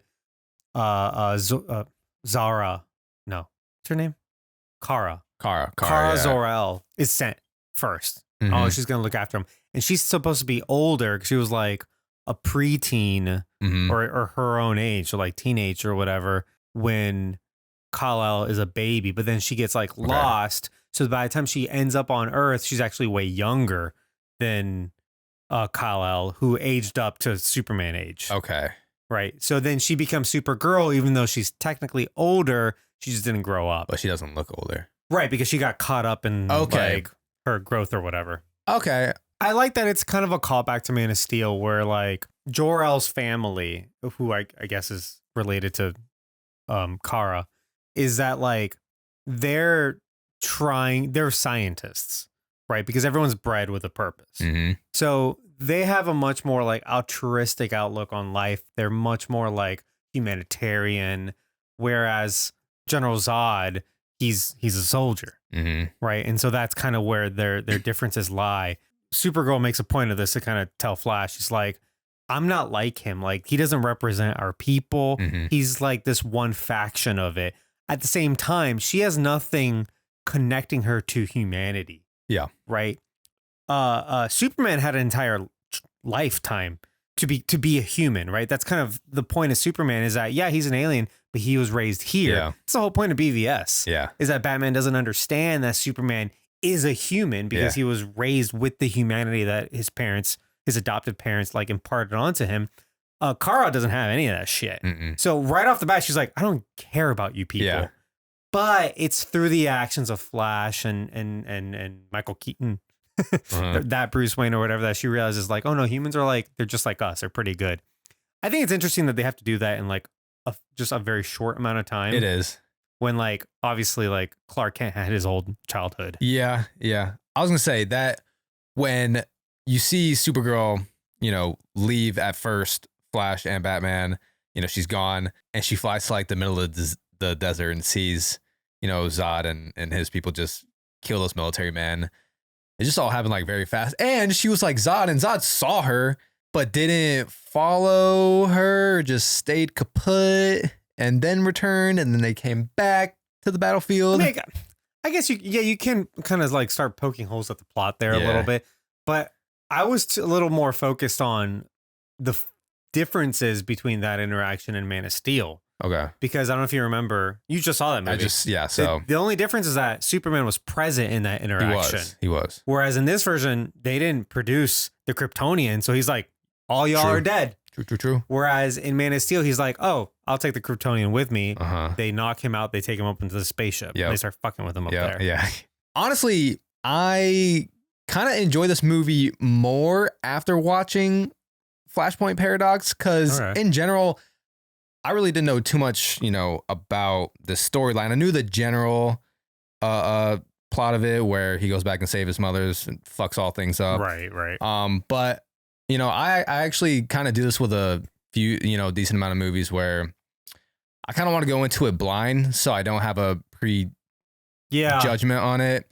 But honestly, even after watching the Flashpoint Paradox after the Flash, it kind of makes me appreciate the Flash a little more with some of the things that they stuck true to the source, but some things that they might want to change a little bit different. Because I was like, man, we probably could see Supergirl even more in this movie. I mean, I liked her character a lot in the Flash, but in that Flashpoint Paradox movie, we don't see Superman like at all, really. We see him in like 2 scenes, you know? He's not like a major part of the story. He's not. This is the version of, correct me if I'm wrong, is the version of Superman that he's like working for the president? Or is that something else? That's Cyborg. What's the one where Superman is working for the president? I might be thinking like Dark Knight Returns. Yes. Okay. You are. Gotcha. Yeah. So in my mind, first viewing of the Flash, I'm thinking, well, why aren't they doing more of Supergirl? But, you know, hindsight 2020. But going back in, you know, looking at the source material of Flashpoint Paradox, yeah, Superman really isn't heavily involved. So I was like, okay, you know what? Then that makes sense why Supergirl may not have been involved as much. I think they probably try to involve her as much as they could. So like, and that kind of goes back to the problem with Superman is that since he's OP, he's overpowered, right? You have to find creative ways into like writing him out of stories you don't need him in, right? And a lot of times when people see like a DC story, that'll be their first complaint. It's like, well, why didn't they just call Superman to come solve their problems? Yeah. Well, then we wouldn't have a fucking movie, would we? Yeah. So like in this case, they kind of wrote Superman out of it when at the beginning he's like, oh, he's busy with the volcano. Shit, that's fine. It's absolutely fine. I'm fine with that. It would be weird if they didn't mention him at all, right? Like in like say Suicide Squad. But in this case, when he goes into this different timeline, it's like, no, he literally doesn't exist. And I thought that was a great way to write out of that because you have to count on Supergirl instead of Superman. And she's a completely different character. So, but I mean, speaking of Superman, then you start getting into like, because for me, I'm like, well, we're not going to see a Superman because I know Henry Cavill's not in this movie, right? It gets weird if you don't mention him, right? What I liked about this movie is no, finding Superman is still a central plot point because just like what we would think, yes, the fans would be like, well, go find Superman. That's exactly what Flash thinks too. Right. He's like, we got to go find Superman. He's going to solve our problems. Yeah, that's right? like, you know, that's their main hope. Yeah. To end to fix this universe is Superman. Yeah, but luckily we get to see some other Supermen. Right. Yeah, we do. Oh my God. Okay, so we're gonna kind of jump into the cameos now. So we start to see all the cameos once Barry Allen, second Barry Allen that we get, the younger Barry Allen, the Dark Flash, is what they're calling him. Yes. I started to assume it was like gonna be a version of like Reverse Flash. Right. But I didn't know. When did you figure it out that it was going to be young Barry? Well, it took me a minute. I'm not going to lie. It was maybe like halfway through the movie. I'm like, I think I know what's happening. I mean, yeah, it was during that final battle. And he's like, no, we got to keep fixing it. I'm like, okay, this is going to lead down a slippery slope. He's going to keep going and going and going. And I knew those little hints that they were throwing out with Dark Flash. I knew that was going to end up being him. But I thought it was going to be, you know, like a Reverse Flash situation because it is kind of a different story. It is kind of a different situation in this movie opposed to the Flashpoint Paradox because, yeah, we know Reverse Flash is involved from the get-go as to where this kind of developing into Dark Flash. And I didn't know if Dark Flash was the same as Reverse Flash. So I think the most part, and I know there's a lot of like Flash Dark Mirrors, which is like a different version, like a dark version of Flash. There's several Reverse Flashes. Then there's some other versions like White. I think his name is White Flash. I don't know. I'm not huge on the Flash mythos, but my interpretation of this is that this is like pretty original. This kind of Dark Flash character, and it goes back to what we were saying. They want to do Flashpoint without literally doing Flashpoint. Right. This kind of takes that role. This Dark Flash character takes the role of the Reverse Flash, right? But in a different kind of way, because Reverse Flash literally just doesn't like Barry and, you know, wants to fuck up the whole timeline and you know, destroy worlds.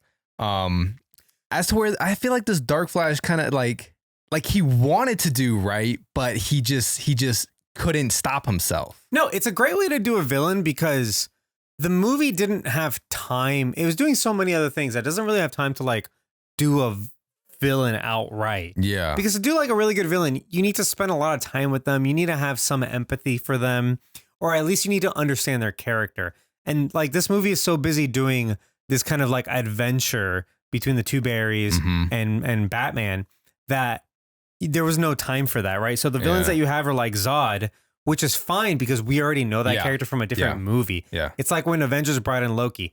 We don't need to talk about Loki because we already know what his deal is from a different movie. You don't have to waste the time in this movie to do it, right? For Dark Flash, it was kind of the same thing. We're like, well, we're not getting any time with this antagonist, except we are. It's a secret. It's a twist. Right. We're spending a lot of time with younger Barry, who sees older Barry and how fucking jaded he is. He doesn't really like him. They don't get along. And he realizes the reason is because like he let his mom die. Younger Barry's mom is alive. Yeah. He didn't want that.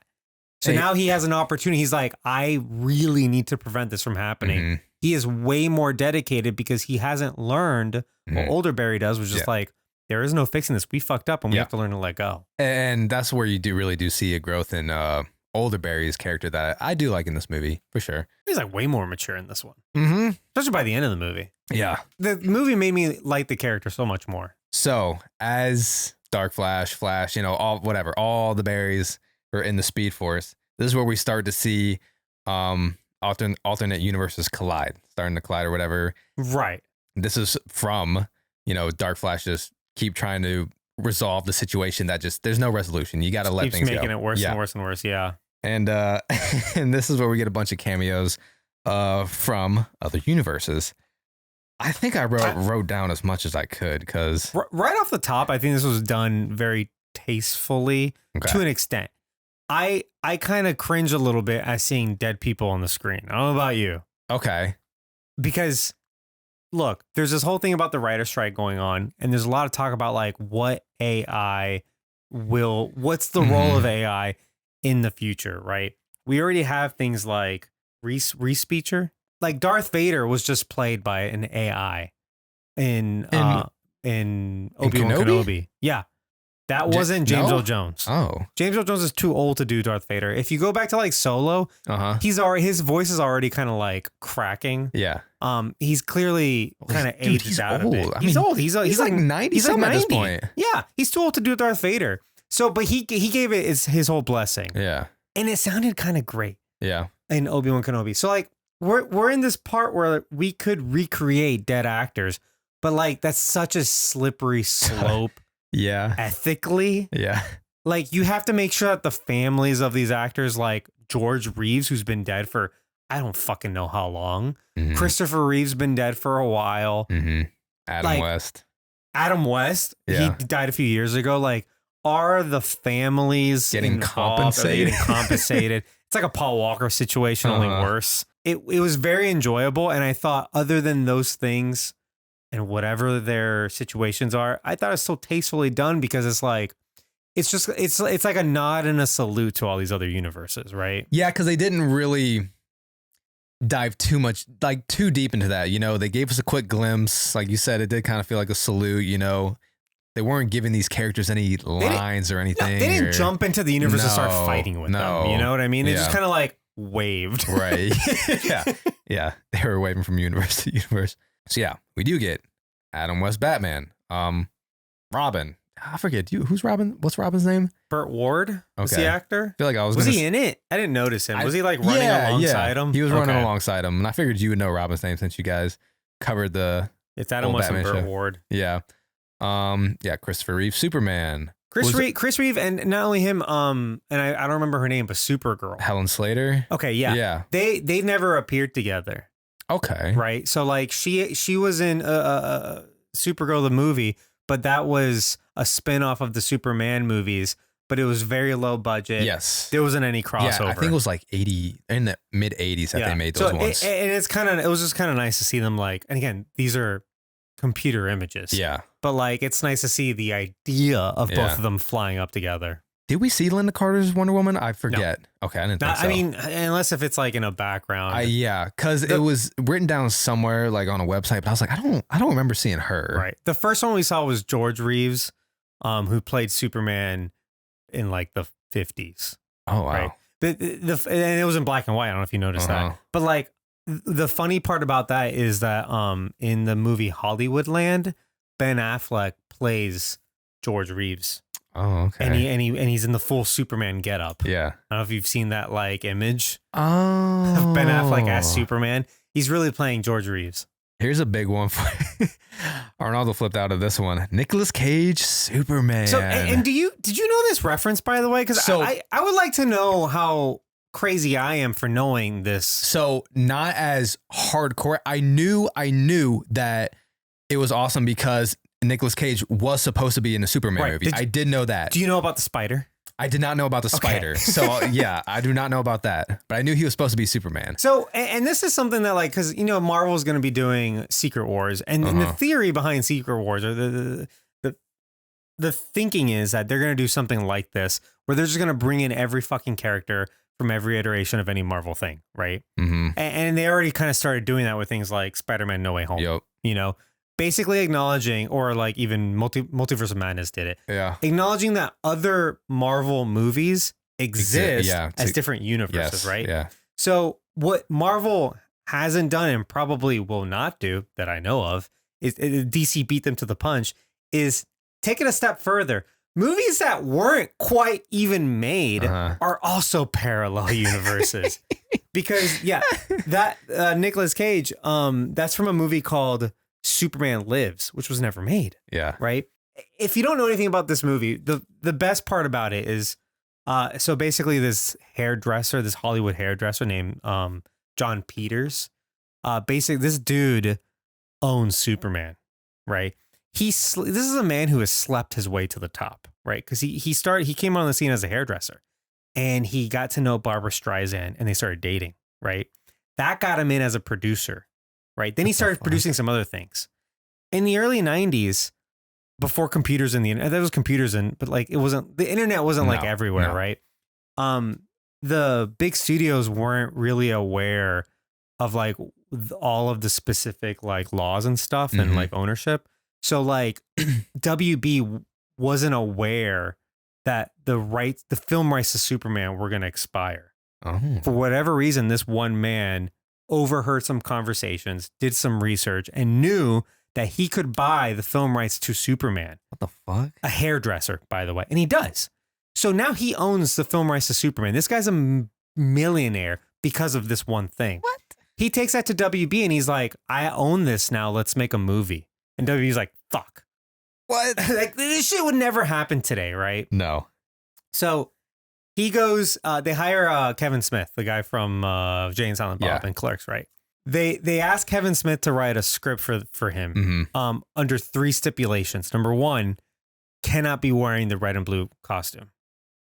The iconic Superman costume, out. What the fuck would he wear? No, right? Number 2, he can't fly.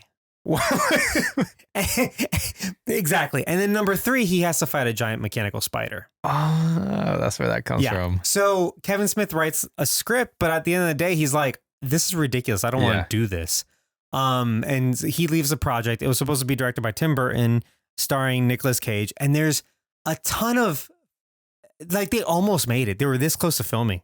So like all of the artwork is out there. The scripts are out there. Kevin Smith is going to do a reading of the script coming up, which is going to be super interesting.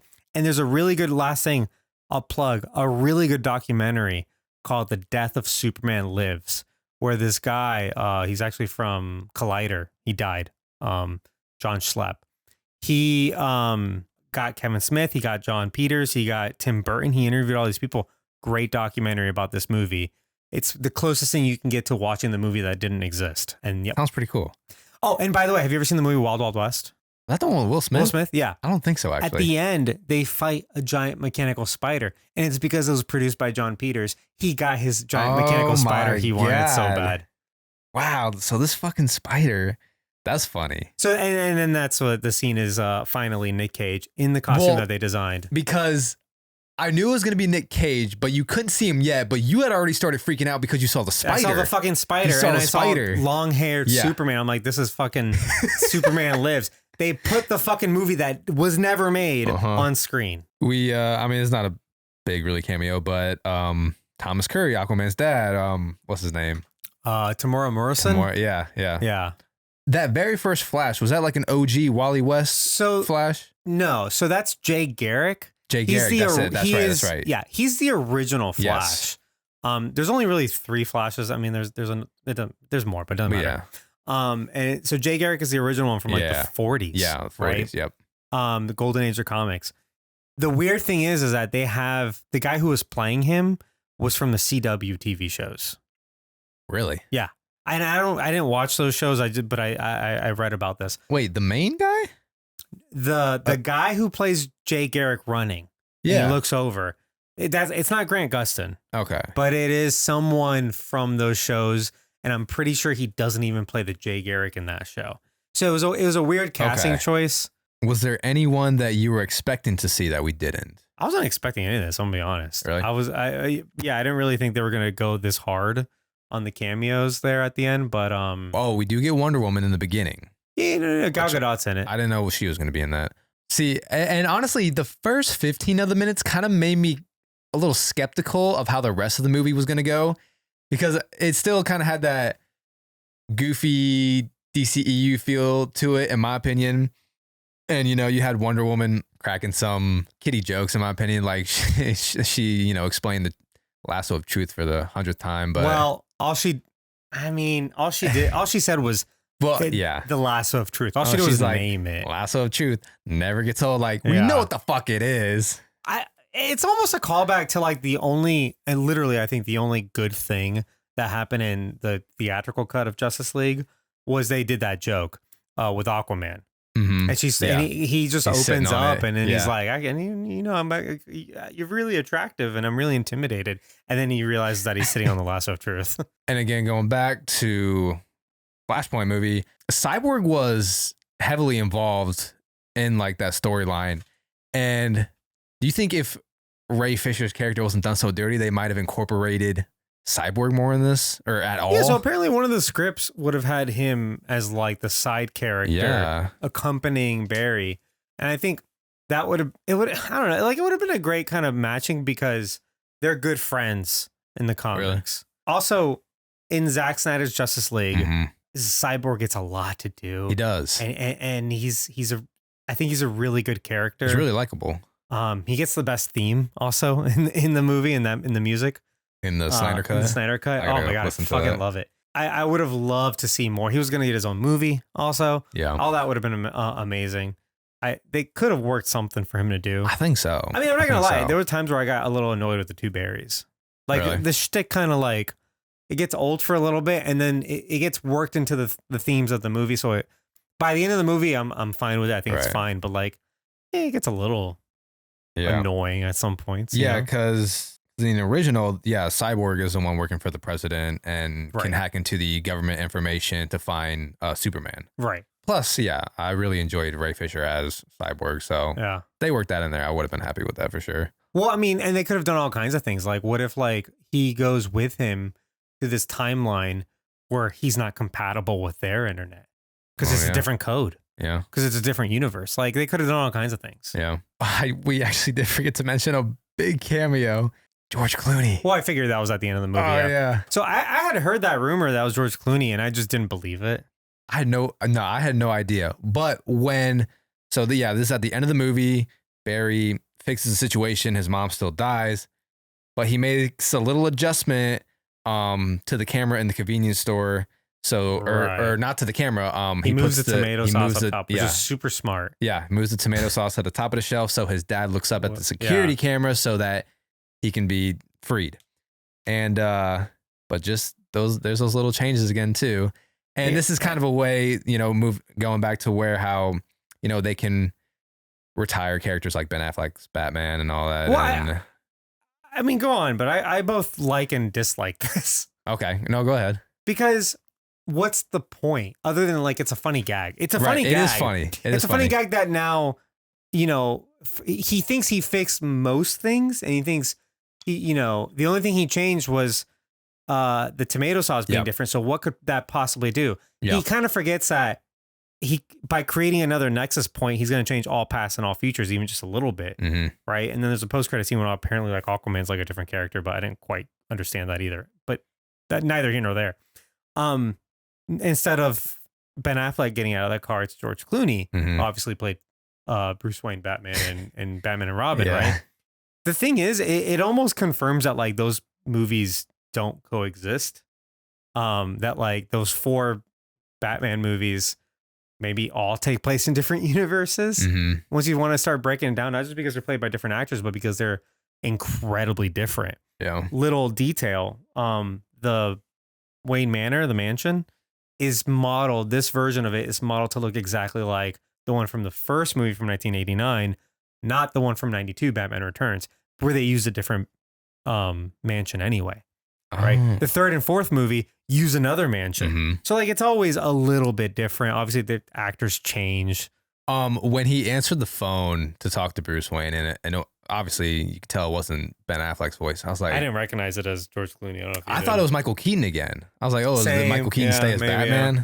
And George Clooney hops out of the car. My point is like, what's the point of this? Because it's like, I don't know. You wanted a younger actor. Yeah. And you casted an older one. So you might as well have just Ben Affleck do it. Yeah. So like and the next movie. Yeah, because honestly, if they took that opportunity to cast a younger Batman that they want to keep using. Right.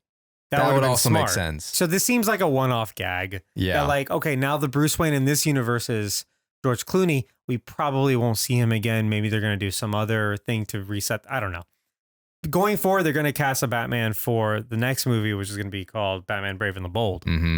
It's probably going to be a younger actor, not a fucking older one in George Clooney. Now, I'd be fine with George Clooney, but it's just like, what's the point? Yeah. You might as well have kept Ben Affleck at that point. And kind of touching up on that point, how, kind of makes things a little confusing.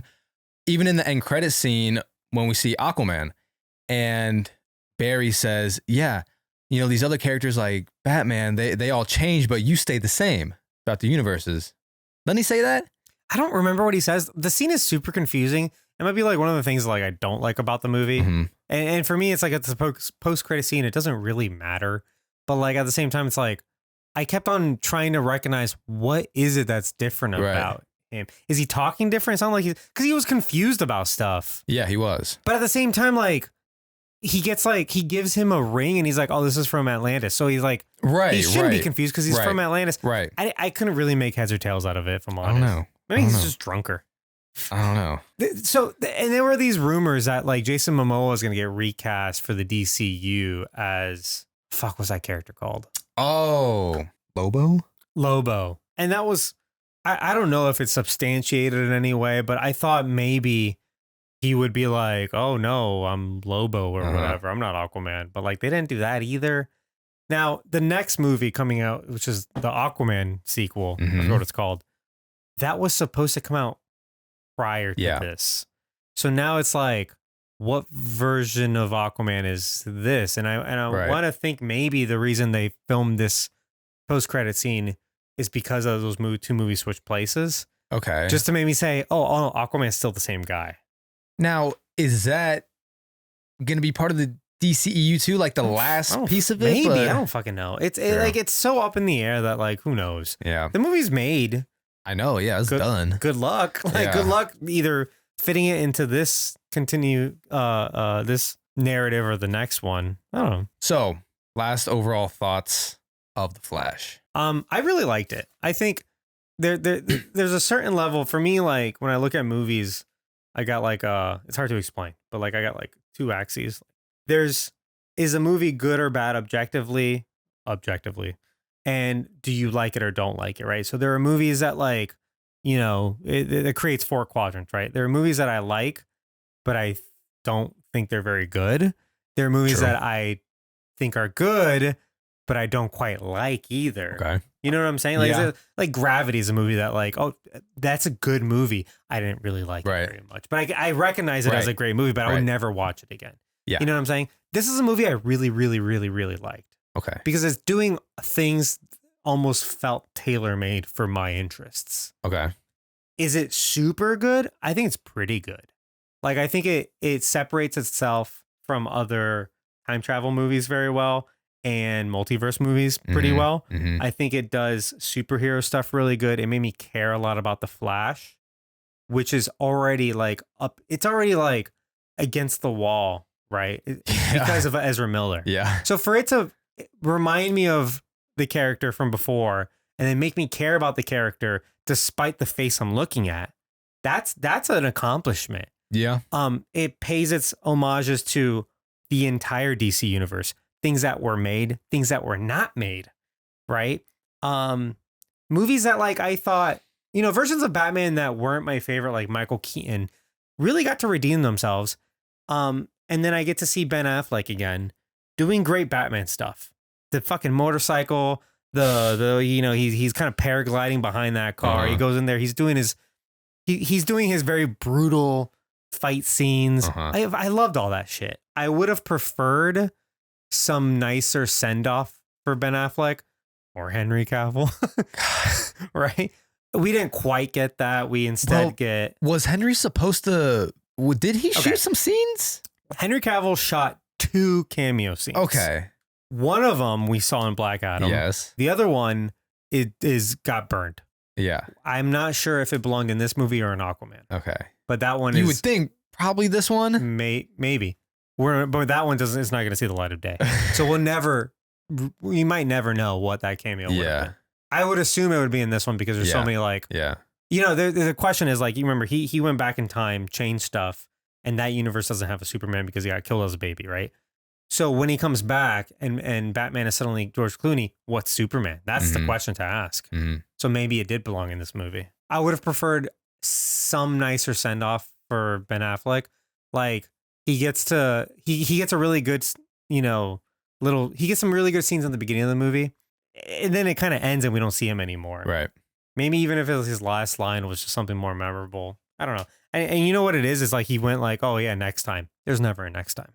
That's why I said it. If a character says, we'll see you, maybe next time, I'll see you next time, or I'll see you at a place, it's not going to happen. And I should have known better when I heard him say that.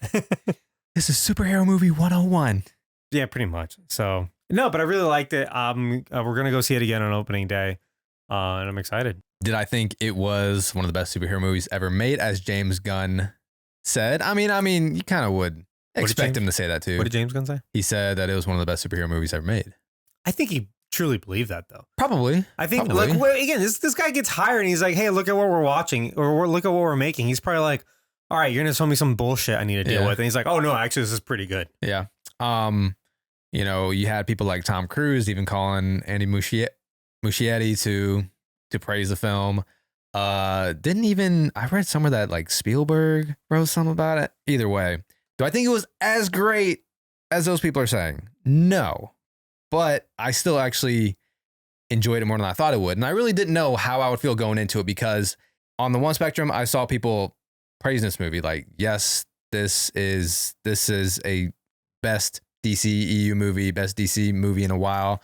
And then, it's mainly the Twitter fucks that you see where it's like, I saw people giving it, 2 stars and really kind of shitting on it. You can't really. But come to realize, a lot of those people were giving it bad reviews too, just because they don't their opinion on Ezra Miller. Yeah. Right. So, you got to give the movie a chance. I do agree on that. Whether you agree, obviously you probably don't agree with everything that's happened with Ezra Miller, but like, give the movie a chance. Period. I did think it was funnier than I thought it was going to be, which, yes, being so used to, that MCU humor, it was different than MCU humor. So it was kind of a breath of fresh air. As much as I do like the relationship that we see Barry Allen have with his mom and stuff, I didn't feel for it like too much, mainly because, it is over one movie and there's a lot to cover. So, we don't have a really, this is the only movie that we really get to dive deep into Barry Allen and Ezra Miller's Flash, and probably the only movie that we will get to. So, Blake, you're a mama's boy. You can't relate to this. I am. I was thinking that too in the movie too. I was thinking about that. I mean, it has to do it in a very short amount of time. It does. I think it does the best that it can. Yeah, it does what it can. So, So, I'm not gonna shit on it too much because, like, yeah, it does what it can with that short amount of time and how much we do have to cover. So, like, I mean, kind of like you were saying in the beginning of the episode, this is kind of like the best that they could have done at the time. I think given the circumstances, given what the movie is supposed to do, it's supposed to bridge a gap between two continuities. I think it's the best we're ever going to get. And I do think it is a movie that a lot of new and old DC fans will have fun with. I had a lot of fun with the movie. There's no doubt about that. Yeah. And I think a lot of people could agree on that. Like when you go see this movie, you will have a lot of fun. Andy Muschietti is rumored to be a front runner for James Gunn to direct. Oh, really? The Batman movie, the Batman Brave and the Bold. Okay. To which I say, yeah, do it, because the amount of Batman stuff he put on camera was so good. Yeah. He understands Batman action. Let me tell you, it was great hearing that 89 theme. Also, and I'm not sure. I'd have to listen to it again, but I want to say that the theme that they played during Ben Affleck scenes were a callback to Junkie XL's new theme for Batman from Zack Snyder's Justice League. Oh, really? It sounded kind of familiar. Yeah. I can't say for sure, but yeah, at least had the same vibe. I still think, I don't know, my favorite theme still from that DCEU. It's got to be the Superman's Man of Steel. Oh no, it's amazing. It's absolutely, it's so fucking good. It is one of my favorite things. It's really good. I could talk about just the Man of Steel theme for hours in its simplicity, how well it encapsulates Superman. Mm-hmm. Oh my God. It is very simple. The John Williams theme is obviously like the staple, right? That's definitely like the golden piece of music, right? I can't think of the To be honest, I'm not the biggest fan of that original one. I think it's very basic. That's kind of the point. Mm-hmm. I understand that it's good. I've listened to, like, I'm friends with a lot of like music nerds, and I've listened to breakdowns on why it's so good. I think it's fine. Mm-hmm. I don't think it's as interesting. There is just something about those 2-3 notes that make the Man of Steel theme that fill you with such hope on this one character. It was a fucking travesty that they cut it out for the theatrical Justice League. It wasn't in there. And then for Zack Snyder's Justice League, Tom Hokenborg, I don't know if I can say his name. He's Junkie XL. He used to go by Junkie XL. Now he goes by his regular name. Okay. Who composed it. Yeah. He worked with Hans Zimmer a lot. He was one of Hans Zimmer's like prodigies. And he incorporated that into Zack Snyder's.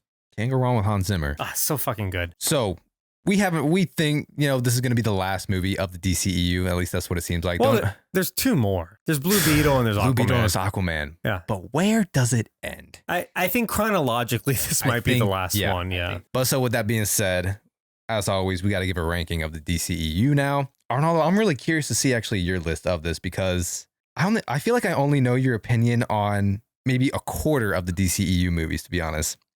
So I want to first say that I hate rankings. Yeah, this is a Blake's Takes thing. And we've argued, we've had a lot of fun like outside of cameras before in our personal lives talking about like, where would you rank this? And I'm like, I don't fucking want to. Suck my dick, right? And there was one time that I was like, here's my ranking of the MCU, and then I just ghosted you for a while. I just wanted that to you didn't even argue about it. No, I just wanted it to upset everybody. And you did. Look, I just think rankings are dumb because it's so... But people love them. I know they love them. And I probably love them too at some level, but like, it's so hard to just... compare all of them. There's so many elements to what makes a movie good. Like I said, sometimes you like movies that aren't good. Right. How do you factor that in? Right. So I'm trying my best here, but keep in mind, take it all with a grain of salt. So how many movies are there total? 14 if you count 2 Justice Leagues. We are going to. Exactly. So there's 14 of them. Okay. Are we going worst to best? Yeah. That seems right. Yeah. I want to start with the good. Start with the good stuff. Start with the good. Boring. Yeah. So 14, aka last place, it's Justice League 2017. I agree. I fucking hate that movie. It's not only that the movie's bad, it's that you can see the production on screen. You know what I mean? It's almost like you see a boom mic on the shot. And you don't, but I'm saying like metaphorically. You can see how badly they fucked this movie up. If you're into film or editing or a film student, by the way, there's a YouTube video where like a real film buff compares both movies, and he shows you exactly what editing and pacing can do to a film, right? Because what happened was the movie was 4 hours long, right? Mm-hmm. And they were told make it 2 hours long. Dude, it's like an hour and 40 minutes. Well, after credits, it's an hour and 59 minutes because is it really? Okay. They had to get it under two hours. That was the edict from on high, right? That was the rule. And so a lot of the shots just had to be compressed. Mm-hmm. So what happens is you cut out a lot of dead time. It becomes weird and you don't really resonate with what's happening on screen. You actually can't process it if it's cut that way. And if you're ever interested in how powerful editing is, go watch this video of this guy comparing the two, because you start to realize how when you cut out so much dead space, you kill tension in scenes, how important editing is. Mm-hmm. I mean, I could go on, and I actually have a full episode on Justice League on my podcast. I go on, we can go on forever on exactly why this is so bad. I remember seeing this movie in theaters, and I had just no ambition to see it again. I think I've only seen it once. I really do. 13, Black Adam. Okay. It's an awful film. It's just so bad. And it's bad for a lot of the same reasons. It's very poorly edited. If you watch that movie, you notice whenever someone's on screen, they're speaking. There's no downtime. There's no dead space. There's no just watching a character do an action, look at something. No, only when they're speaking. And if you've ever edited a podcast like we have, you might know that it's attractive, the idea of condensing, audio just so it pops it. It might be.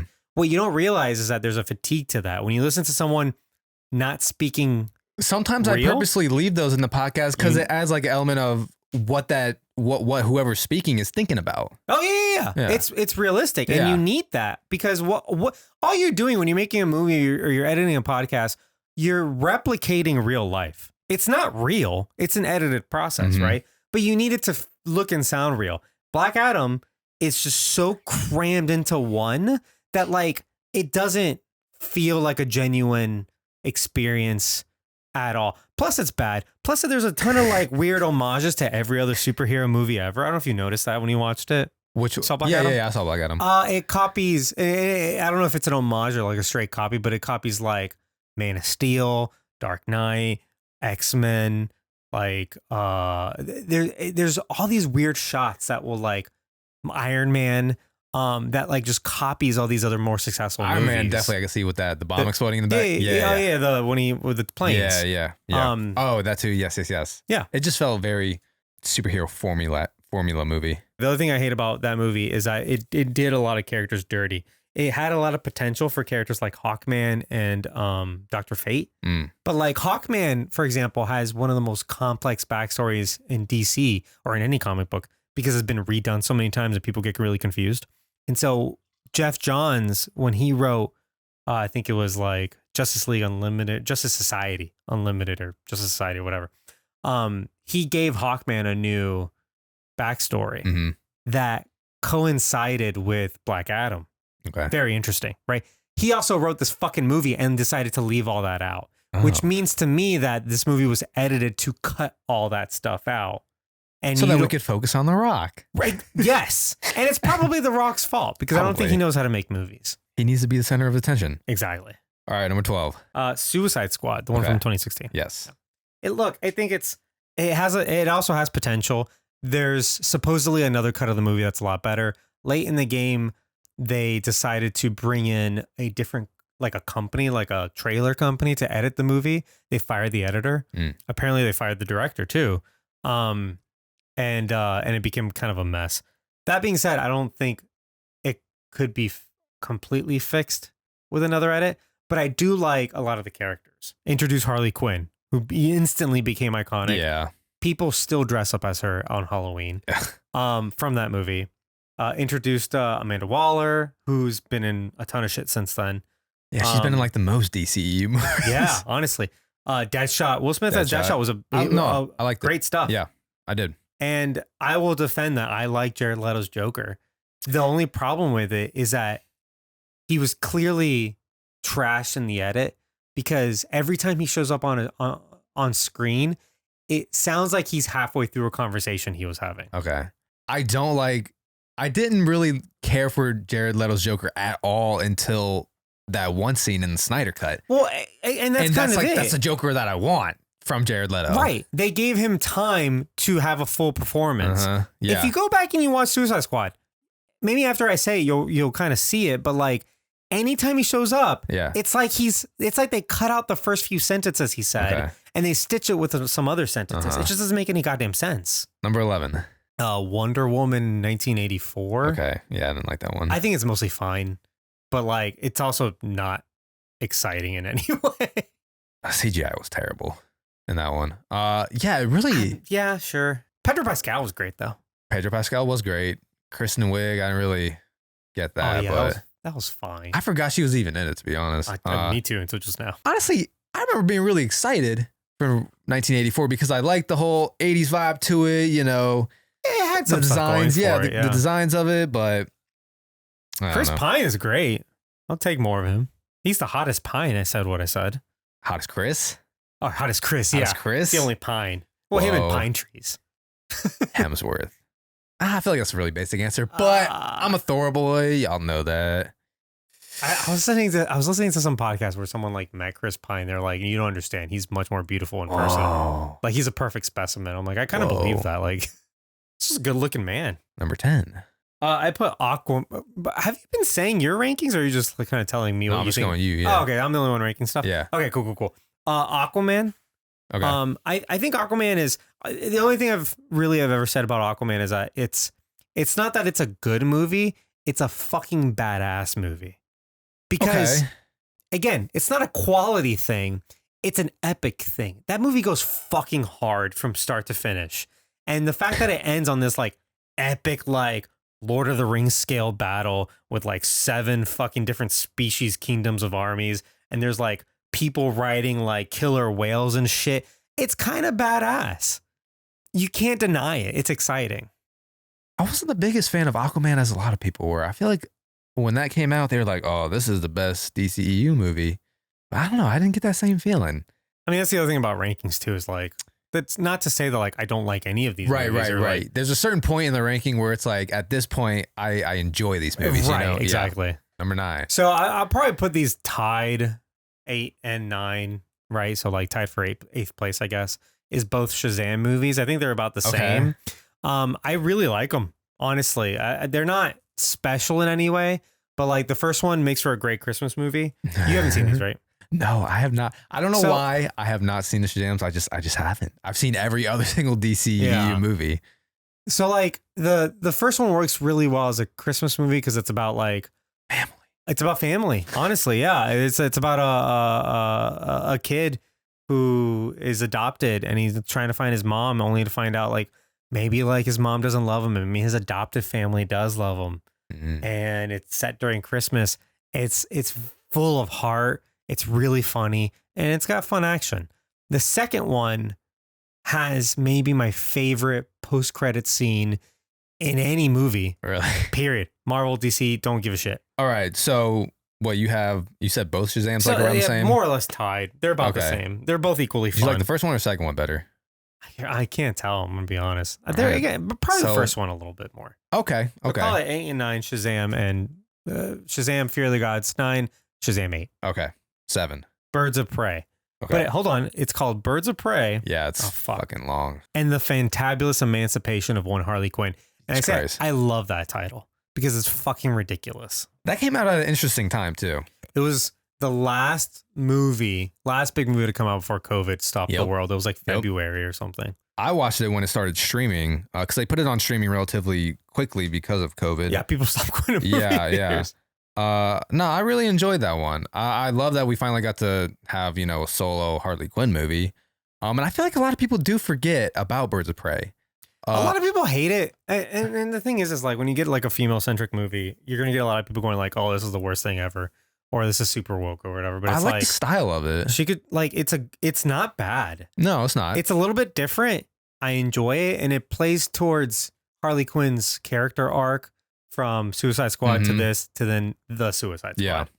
I think it's good. Ewan McGregor as Yeah. Roman Sionis, aka Black Mask. Fantastic. Yeah, he and was. there's a ton of Batman Gotham City world building in it, which Mhm. is also very cool. Yeah. Number 6. This movie, The Flash. Okay. Yeah, I got it at 6 for all the things we said.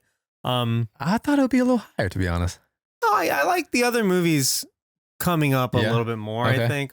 I like this movie a lot, don't get me wrong, but again, it's doing the best that it can considering the circumstances.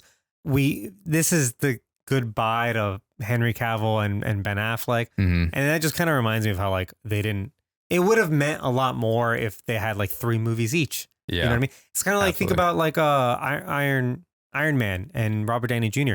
He gets to say, I am Iron Man, and Yes. he dies and Yes. he saved the world. But he got like 14 appearances or something. So it's Yeah. like, we're fine. We got our fill of Yeah. that. Ben Affleck and Henry Cavill didn't get that. No. And out of all people, Henry Cavill should have gotten that fill of Superman. God damn it. That suit is so sexy. Okay. Oh, it's so good. Oh, number 5. Yeah. Number 5, Wonder Woman. Okay. It's a really fun movie.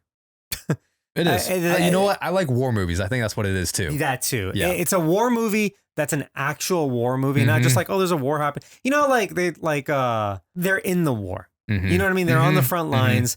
They have to traverse the land. They have to strategize. I like all that stuff.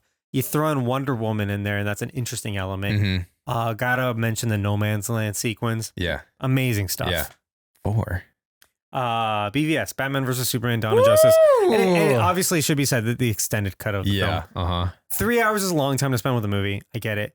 I'm a person, I don't care about movie lengths. I care about movie pacing. Mm-hmm. So as long as the movie is paced well and I like the characters, I fucking watch it for 9 hours. I don't give a fuck. You ever watch like Lord of the Rings extended cuts? They're like 4 hours each. They're long. But they're good. You'll watch them, no problem, because they're paced well. There's plenty to do, right? Hey, I'm not gonna hate on the BVS love because I do think it is a movie that gets too much hate. If you do watch the extended cut, like, you know, the subplots start to connect and like actually make sense. Makes a lot more sense, yeah. And yeah, I mean, I have Ben Affleck's Batman and Henry Cavill's Superman, you know? Great stuff. Yeah.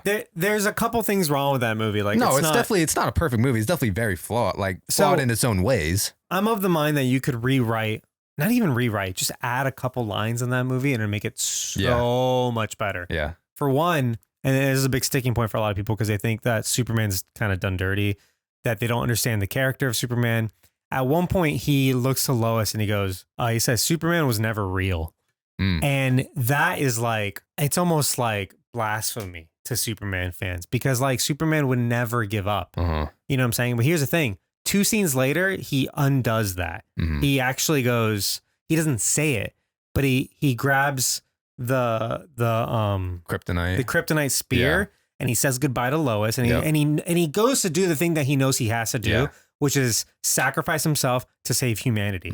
So Superman is real, but he doesn't fucking say it. And so fans don't understand. Almost like the actions speak louder than words. It does, but like he needed to say something to Lois then and be like, hey, I was wrong. Okay. I gotta, like, you know, because he ends up saying that his dad was wrong and whatever, and then he has a whole vision quest with his dad. Yeah. I get what Zack Snyder's trying to do, but he needed to be a tiny bit more explicit. Okay.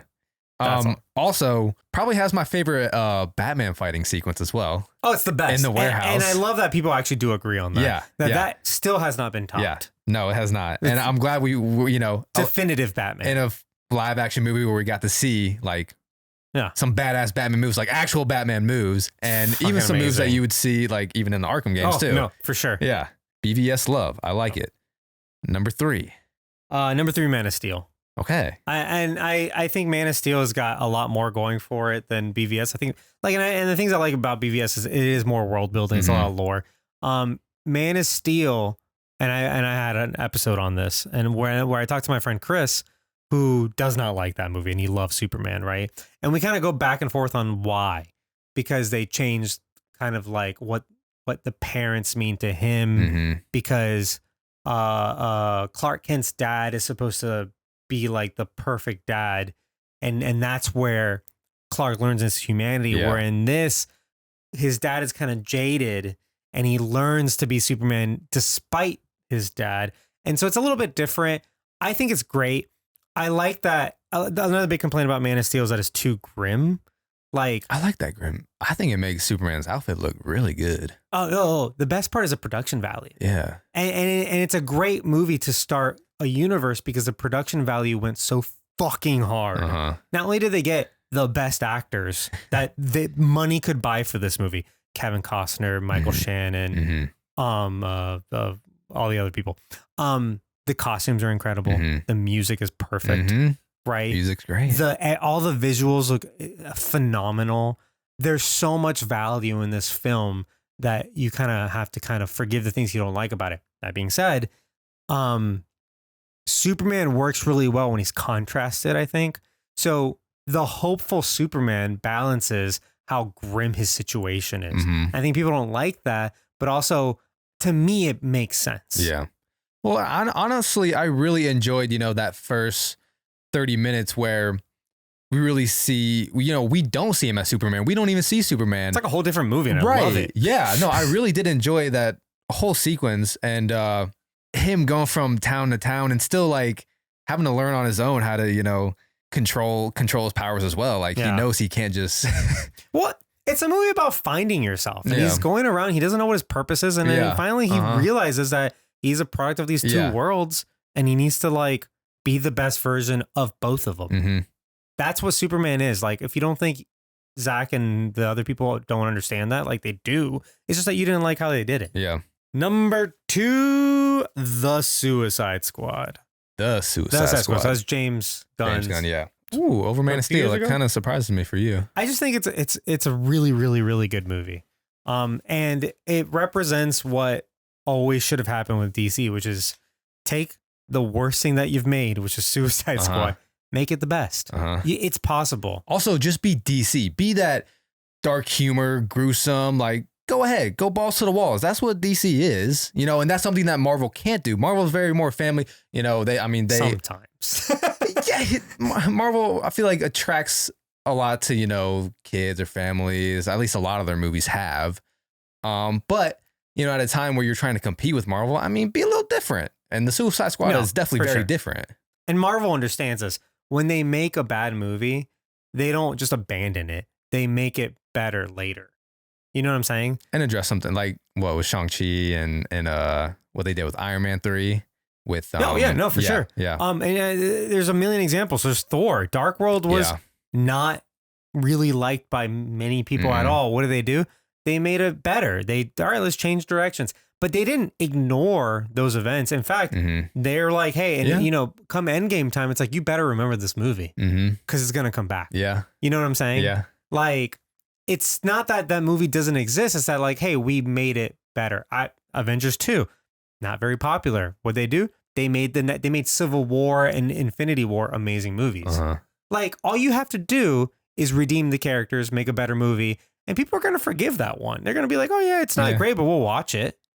No, I really like the characters too. Plus, we get Peacemaker in this one. John Cena was great. Amazing. Idris Elba was great too. What was his Bloodsport? Bloodsport. Yeah. That was supposed to be Deadshot. Yeah. But Will Smith wasn't coming back. Yeah. But I'm glad we got Idris Elba because they had a little funny relationship in that movie too. But yeah, introduces Peacemaker, and then we get a great fucking TV show out of that too from James Gunn. Oh no, for sure. And so that's why I was excited when James Gunn came to like usher the entire universe, because I thought that's what he was going to do to the universe. Just make better movies while not retconning or redoing everything. Right. He's actually doing the opposite. Yeah. We get to see Harley Quinn again. Yeah. And it's the best at James Gunn at his best. Movie with a lot of heart. Yes. And great soundtracks. That's why I love his movies, because his movies do have a lot of heart. You clearly see that in the Guardians movies, and clearly those have great soundtracks. So just get those two things, heart and great music, and usually people will have a fun time. Number 1.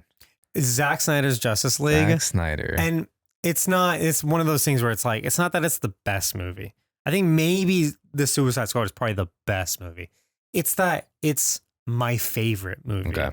Because it's 4 hours of just like lore and world building and great character stuff. The movie takes its time. It's not rushed by anything, obviously. But like I said earlier, it's paced well. It's not boring in any part.